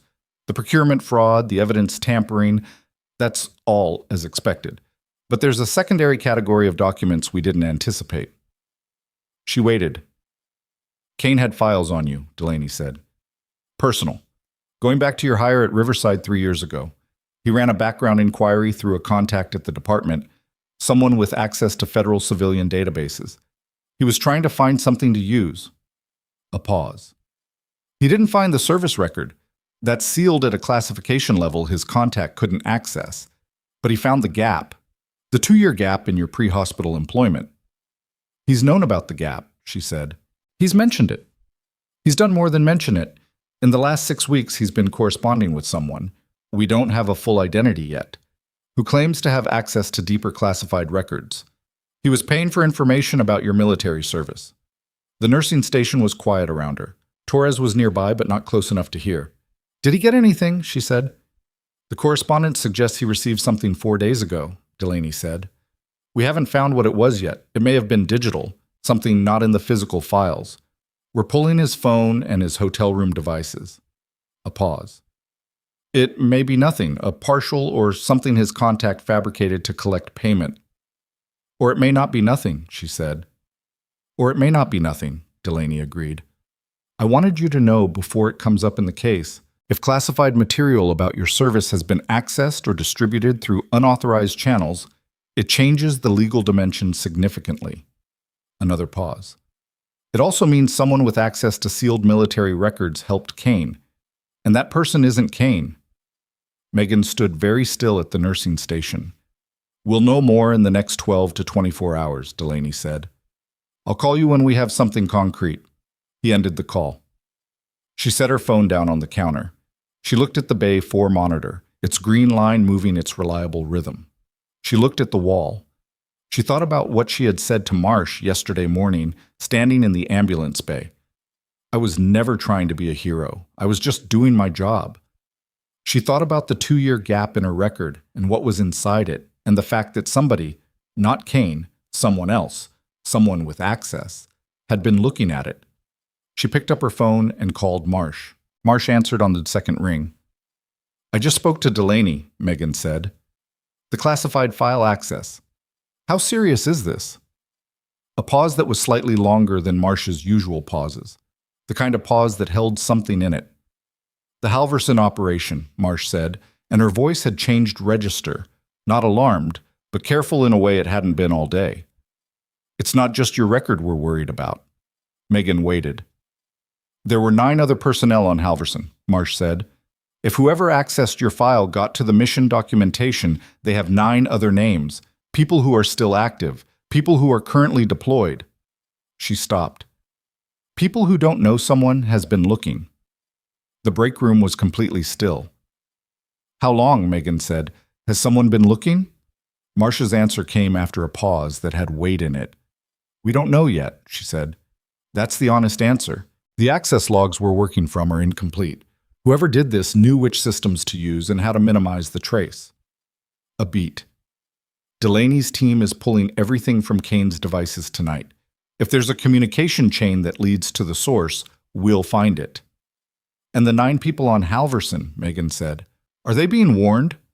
Notifications are going out through secure channels as we speak.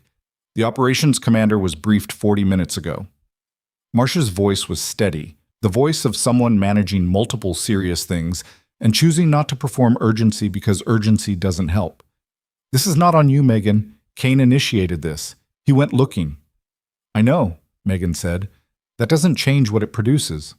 She ended the call. She stood at the nursing station for a moment with her hand still on the phone, and then she put it in her pocket and looked at the board. Bay assignments, patient names, the ordinary texture of an ER at the end of a shift. Torres was charting at the far end of the station. The evening team was cycling in. The day was ending the way days end in hospitals. Not with resolution exactly, but with the handoff of one set of problems to the next set of hands. She signed out at 7:03. She did not go home immediately. She drove to a parking structure 4 blocks from the federal building where Delaney's team had set up its operational space, and she sat in the car for 11 minutes, which was how long it took Marsh to call her back.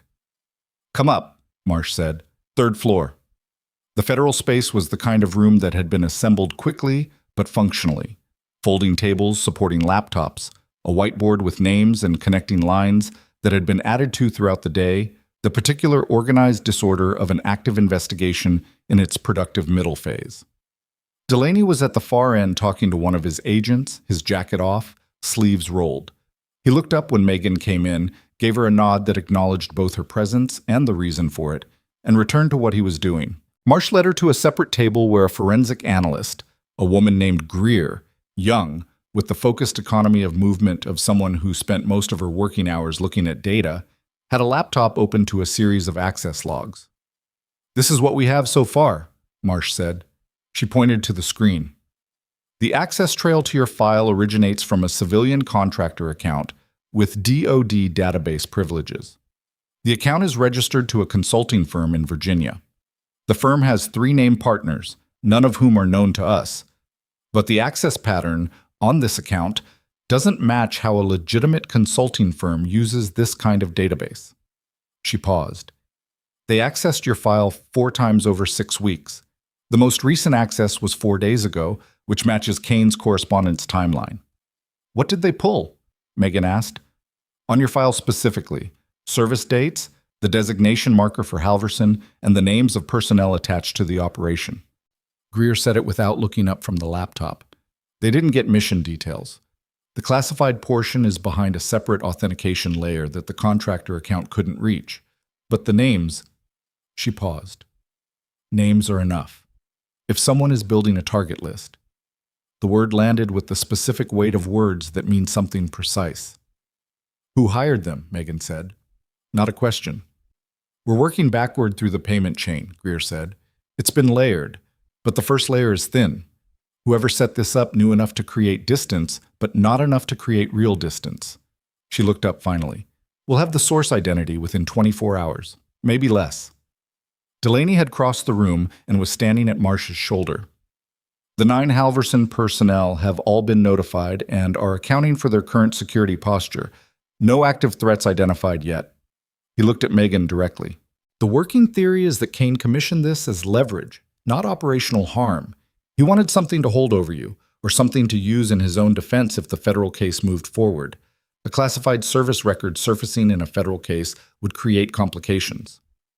He was going to try to use my military history against me in court, Megan said. It's a documented strategy in cases involving law enforcement misconduct, Delaney said. Discredit the witness. Create enough complexity around their background that the jury's attention fragments. He paused. It's also, in this case, federal misuse of classified records, which adds charges we didn't have this morning. Megan looked at the whiteboard. Her name was on it.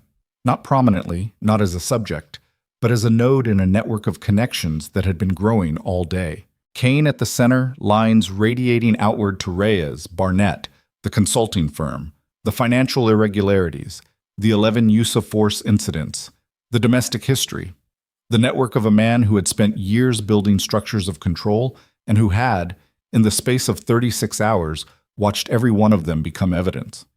The contractor firm, she said. Are they aware you've identified them? Not yet, Greer said. We'll move on that tomorrow morning, coordinated with the formal charges filing. Good, Megan said. She looked at the whiteboard for another moment.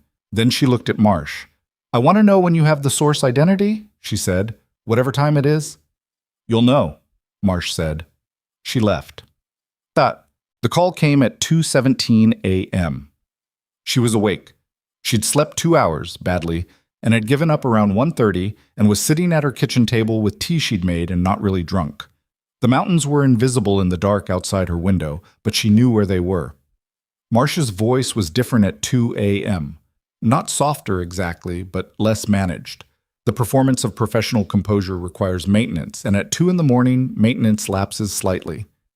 The source, Marsh said. The person who retained the contractor firm. His name is Victor Pratt.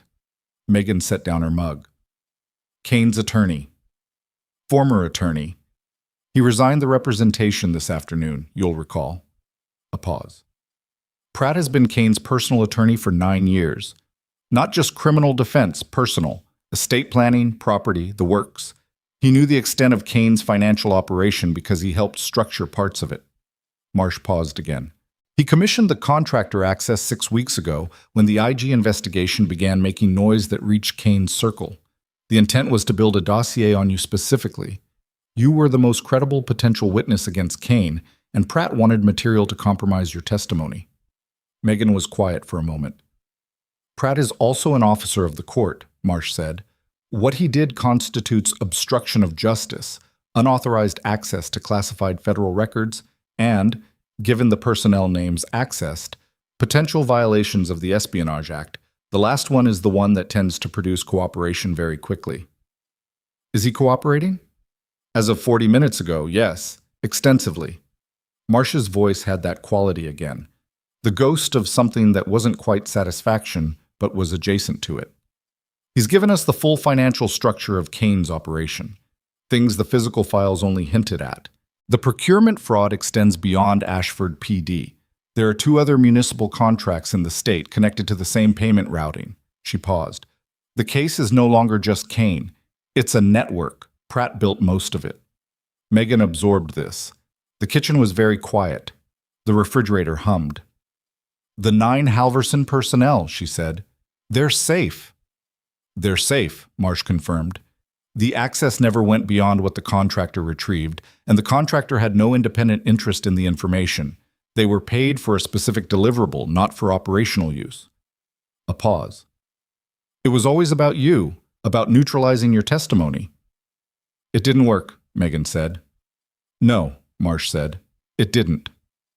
After the call, she sat at the table for a while longer, not thinking specifically, just letting the shape of the last 2 days settle into something she could carry without it requiring constant active management. She had learned this a long time ago, in a context that this kitchen table had no relationship to, that the end of something doesn't arrive cleanly, that the mind keeps running the situation after the situation is resolved, and that the only thing to do is let it run until it's done. She drank her tea. It was cold. She drank it anyway. At 4:15, she went back to bed and slept until 6. The formal charges were filed at 8:40 a.m. Megan was on the floor when Torres found her with his phone, a news notification on the screen. She read it while she was still moving. Ashford Police Captain Derek Kane formally charged on 22 counts, attorney Victor Pratt arrested in connection, and handed the phone back without stopping. 22, Torres said, falling into step beside her. "They added the Pratt charges overnight," she said. "Does that mean—" He stopped, recalibrated. "Is it over?" She thought about what over meant. "The arrest part is over," she said. "The trial part is going to take a while. These things take a while." "But he can't come back here." "No," she said. "He can't come back here." Torres was quiet for a step or two. Then, "What about Reyes and Barnett?" "Cooperating witnesses, both of them. Federal prosecutors will decide what that's worth." She paused. Reyes filed the original misconduct complaint 2.5 years ago and spent 2 years in a lateral assignment for doing it. His cooperation now, combined with what he did then, that'll be weighed. And Barnett? Barnett didn't file anything. He cooperated because the alternative was worse. She glanced at Torres. "There's a difference." He processed this. "You think Reyes deserves a better outcome." "I think Reyes made a hard call early, when it cost him something, and made it again when he had better options." She stopped at Bay 2 and checked the monitor. "What people deserve is a more complicated question than what they're going to get. But yes." Whoa. At 10 o'clock, Vance called the department staff together in the ER's small conference room. Not all of them. The floor couldn't empty, but the ones who could be spared for 15 minutes. It was a mix of the morning shift and a few people from overnight who hadn't left yet. And it was the most people Megan had seen in a single room at Riverside since the mass-casualty event 2 days earlier. Vance stood at the front. He looked like a man who had rehearsed what he was going to say and was now unsure if it was adequate, which was probably accurate. "I want to address what's happened in the last 48 hours directly," he said. "Not institutionally, just directly." He paused. "Most of you know the outline of what occurred. Captain Kane's systematic interference in this department, the mass casualty event, the federal investigation, and most of you were present for at least some of it." He looked around the room. "What you may not know in full is the role that Megan Holt played in all of it, not just during the casualty response, though that was significant, but over the past year. She documented what she saw. She didn't amplify it. She didn't perform it. She just recorded what was accurate and maintained her professional conduct under conditions that should not have been part of anyone's workday here." The room was quiet. "The hospital board has issued a formal commendation," Vance continued. "It'll be in the permanent record and posted in the department. That's the institutional version." He paused. "The human version is that I am personally sorry for the ways in which I allowed an outside authority to override my judgment about who deserved to be protected in my own department." He looked at Megan directly. "You deserved better from me." The room was still quiet, but it was a different quality of quiet now. Megan looked back at him. She didn't say anything for a moment because the moment didn't require anything immediately. Then she said simply, "Thank you." That was all. But it was enough, and Vance seemed to understand that it was enough, and the room seemed to as well. What happened next was not orchestrated. There was no signal.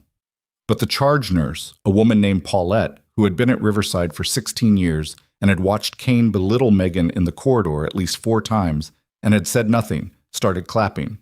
Then Torres, then Holloway, then the others, until the small conference room was producing a volume of sound that was out of proportion to its size, and Megan stood in the middle of it with the same face she'd worn through most of the last 2 days.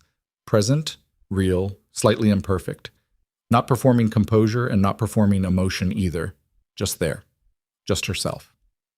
The weeks that followed were not cinematic. That was the honest version of it.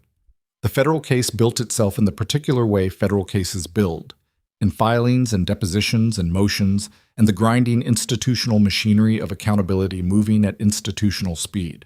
Kane retained new counsel, who attempted 3 separate motions in the first 2 weeks and had all 3 denied. Pratt entered a plea agreement that produced a cooperation arrangement covering the full network of financial fraud, which extended, as Marsh had indicated, to 2 other municipal contracts and eventually to a city council member whose name had appeared in Pratt's records in a way that required its own investigation. The dominoes, once they started, had a reach that nobody had fully mapped at the beginning. Reyes received a reduced charge in exchange for his testimony and his prior complaint. He was allowed to resign from the Ashford PD with a partial pension after a negotiation that lasted 3 weeks. Megan thought about him sometimes, not with warmth exactly, but without the clean verdict of condemnation. He had been a man who stayed inside a corrupt structure for too long, and had also been a man who tried to leave it, and the distance between those 2 things was where most people actually lived. Barnett pled to a single count of evidence tampering and received probation. His name would follow him.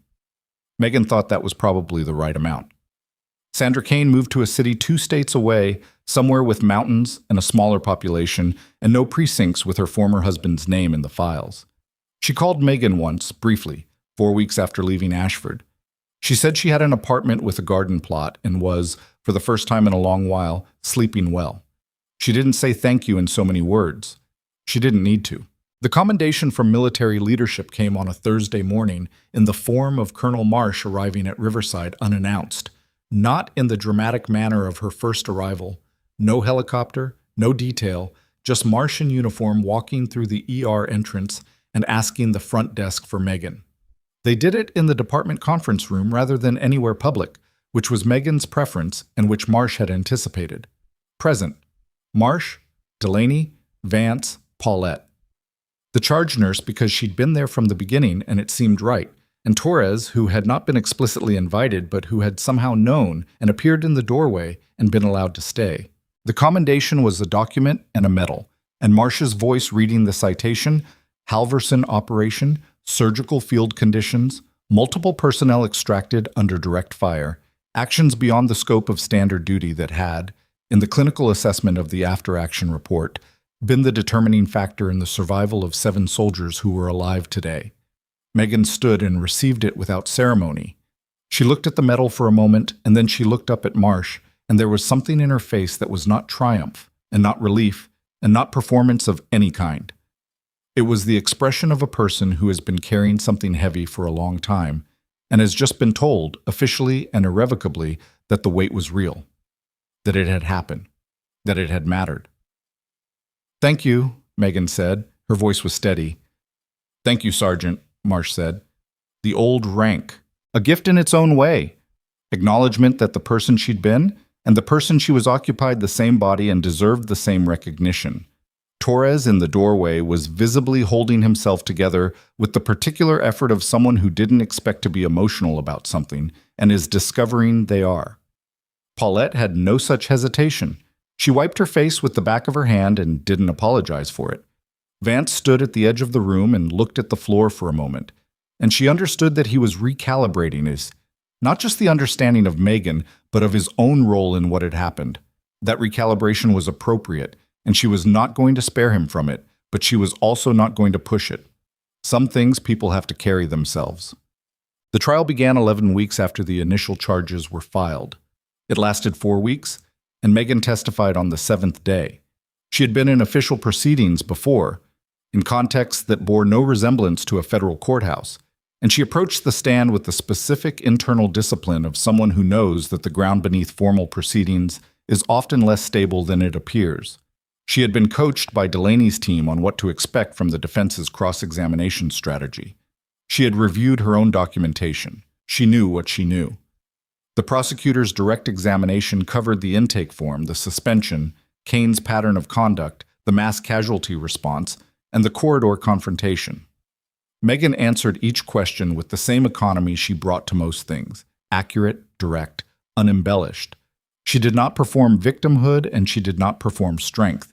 She just said what had happened. Kane's defense attorney, a woman named Thrasher, who was considerably better than Pratt had been and who had clearly done her preparation, spent 90 minutes on cross-examination attempting several approaches. She tried to establish that the intake form had been filed in bad faith. Megan explained, again, the clinical basis for each notation. She tried to suggest that Megan's military background created a bias toward adversarial engagement with law enforcement. Megan noted that her clinical documentation predated any knowledge of Kane's identity and asked politely what the connection was. Thrasher moved on. The classified commendation, the redacted version, as Marsh had warned, had entered the case record 3 weeks earlier. Thrasher had tried, twice, to use it as evidence of an institutional bias in Megan's favor.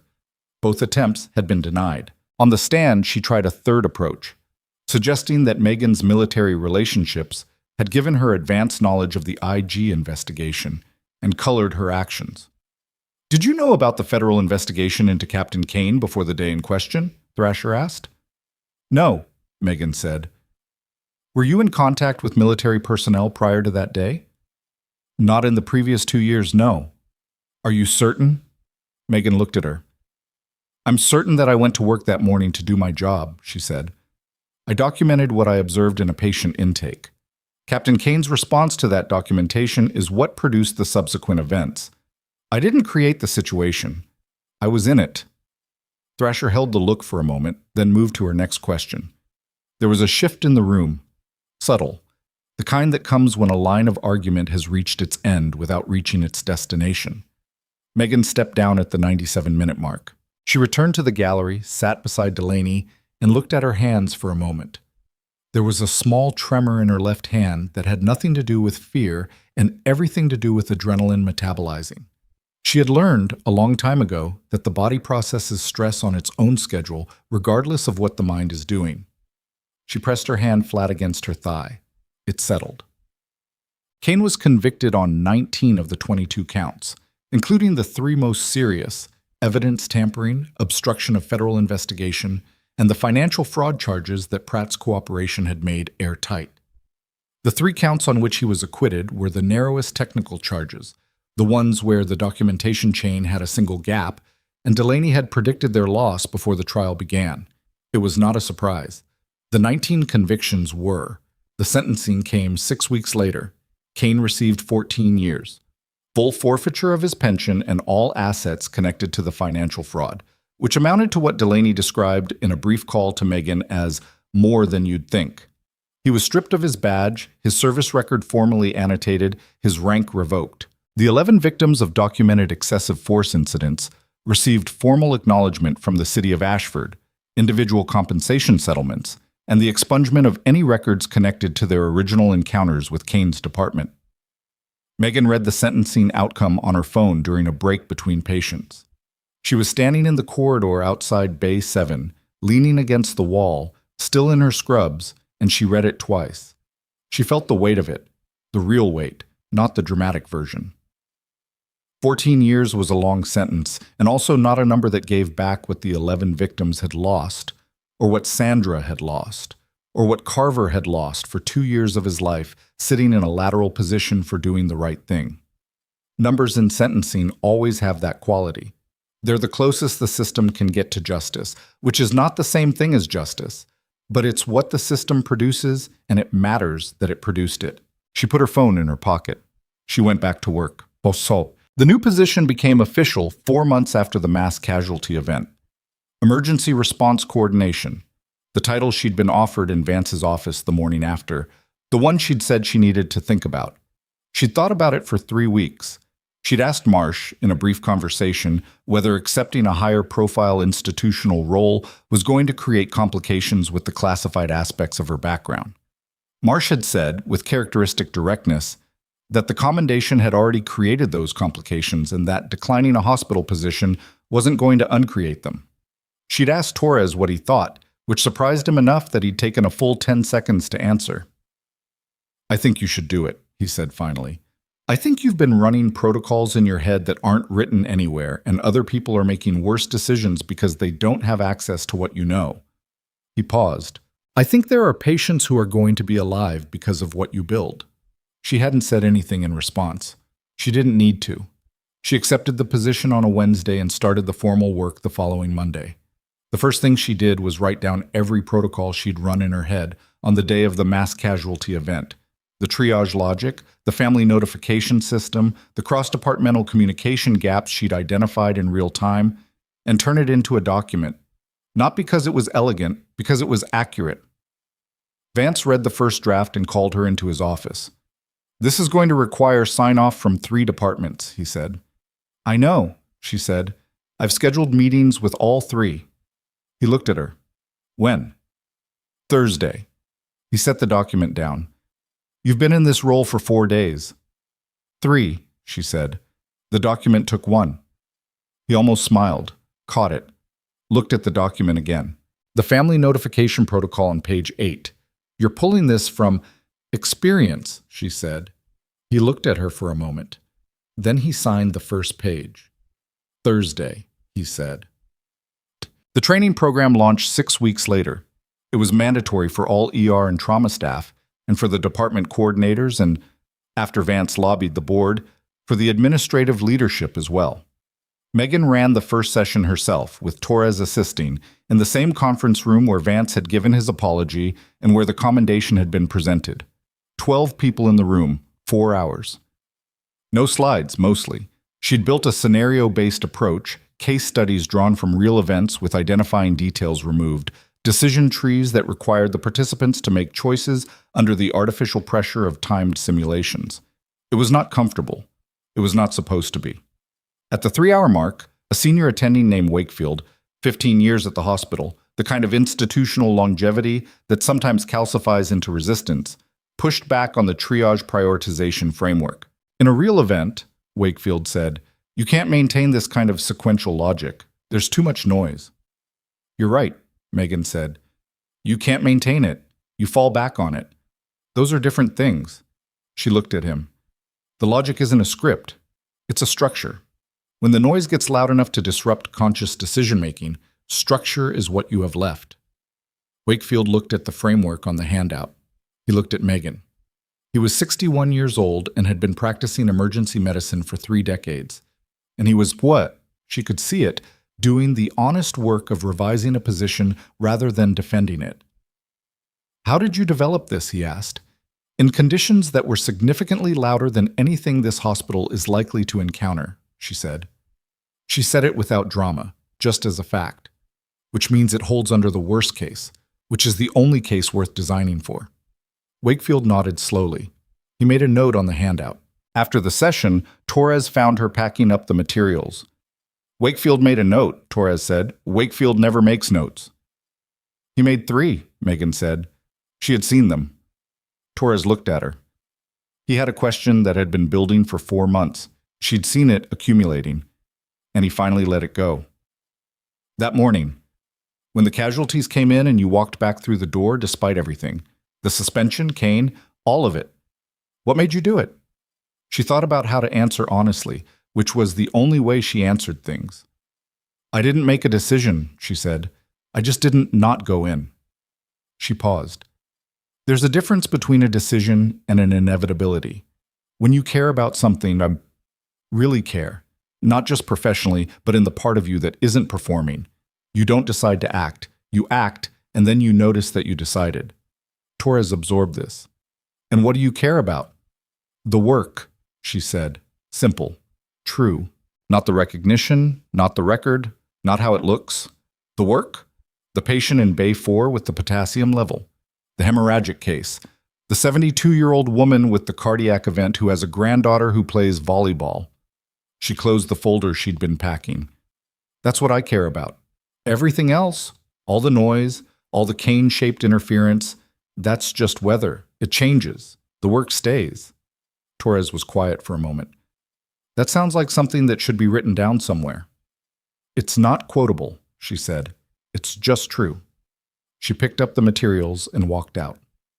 7 months after the mass casualty event, on a Tuesday morning in late November, Ashford was different. Not transformed. Cities don't transform. They accumulate. They deposit and erode. But the Ashford PD had a new interim captain, appointed during a full departmental review that had resulted in 3 other officers' resignations, 1 additional misconduct finding, and a civilian oversight board with actual authority for the first time in the department's history. The oversight board had a charter. The charter had teeth. Whether the teeth held over years and administrations was a question that would take years to answer. Carver had been reinstated, not to a lateral position but to a primary assignment, with a formal acknowledgement from the interim captain that his original complaint had been filed in good faith and had been handled wrongly. The acknowledgement didn't restore the 2 years, but it named them accurately, which mattered. He and Megan had spoken 3 times since the trial. The conversations were not long. The first had been about the case. The second had been about what came after. The third had been about nothing in particular, how the city felt different, what that difference was, and whether it would last. And it had lasted longer than either of them expected. At the end of the third call, he said, "I spent 2 years wondering if what I did made any difference." "I know," she said. "Does it get easier, the wondering?" She thought about all the things she had done in her life, the classified ones, the ones nobody would ever be able to publicly acknowledge, and the ones like this, the intake form, the potassium level, the documented date and time of a man standing too close in a corridor, and she thought about what connected them. "You stop needing it to get easier," she said. "You just know what you know. You did the right thing. You documented what you saw. You filed it when it cost you something. That's the whole story. The rest of it, the outcome, the recognition, whether anyone says thank you, that's not yours to control. What you did is..." He was quiet for a moment. "That's a hard way to live." "It's the only way I know how," she said. "And honestly, it's not that hard. Once you stop needing the outcome to validate the action, most of the weight goes away." He thought about this. "Did someone tell you that?" "No," she said. "I just ran out of other options." Quote, "The commendation hung in the ER's staff corridor. Not prominently, that wasn't what it was for, but on the wall outside the break room at eye level, where people passed it every day. A framed document with a military seal and language that was formal and dense and that most people couldn't fully parse on first reading. Below it, mounted simply, the medal. Most of the staff stopped to read it once at some point in the weeks after it went up. After that, they walked past it the way you walk past things that have been absorbed into the permanent texture of a place. Present, real, not requiring constant acknowledgement. There was a shift in November, a Thursday afternoon, when a new nurse came on. She was 24, just out of her residency placement, and on her first week at Riverside, she stopped in front of the commendation and read it twice. She found Torres at the nursing station afterward. "That's the woman who runs the emergency response training?" she asked. "Yes," Torres said. "The same person?" "The same person." The new nurse looked back toward the corridor where the commendation hung. Then she looked at Torres. "What's she like?" Torres thought about this for a genuine moment. He thought about a woman who had walked back through a door when everything was telling her to leave, who had stood in a corridor between a patient and the person trying to reach her without performing courage or collapsing under the weight of not performing it, who had written a protocol framework in a day and scheduled 3 departmental meetings in 3, and who told him, in a conference room in November, that the work staying was what mattered. "She does her job," he said, "really well, and she expects you to do yours." The new nurse nodded. "That's good," she said. "Yeah," Torres said. "It is." On the morning of the commendation ceremony, the formal public one, the one that Megan had not been able to prevent and had eventually accepted, She drove to the hospital at 6:15, a full hour before she needed to be there. She walked the floor, bay by bay. She checked nothing, spoke to no one who wasn't already in conversation, just moved through the space in the particular way that she had moved through it for 4 years, attending to it, present to it, taking its daily temperature with the habitual attention of someone for whom the work was not separate from the self. Bay 4. Bay 6, where Sandra had been. The trauma bay where 14 people had arrived and 12 had left alive. The corridor where she had stood between Kane and the person he wanted to reach. She stood in the ambulance bay for a minute. Cold Colorado November, the mountains visible and sharp to the west. The same concrete pillars she'd stood beside 11 months ago, in a different kind of cold, reading a text from a number she hadn't seen in 2 years. She didn't think about what had come after that. She already knew what had come after. What she thought about, standing there in the early morning with nobody watching, was something simpler. She thought about the patient in Bay 2 on that first morning whose potassium was borderline, and who someone had caught at the 40-minute mark because she'd said to make sure someone covered it. She thought about Mrs. Harlow and the volleyball tournament. She thought about what it was to care about the work when the work was what stayed, when the recognition faded and the headlines went quiet and the case moved into its institutional phase and the extraordinary day became a year ago, and then a thing that was absorbed into the permanent record of a place. And what remained was just this: the floor, the bays. The people who came in broken and left, when the work was done correctly, less broken than they had arrived. That was what she was. That was what she'd always been. The noise around it, Kane, the suspension, the military pass, the federal case, the commendation on the wall, none of it had created her or destroyed her. It had just made visible what was already there. She went inside. She put on her badge. She went to work. Later that morning, when the ceremony was over and the applause had faded and people were moving back into the ordinary afternoon, a doctor she didn't know well stopped her in the corridor. "You never told us who you really were," he said. He meant it as a compliment. She looked at him. "I told you every day," she said. "You just had to watch." She turned and walked back to the floor, and the work was waiting, and she was ready.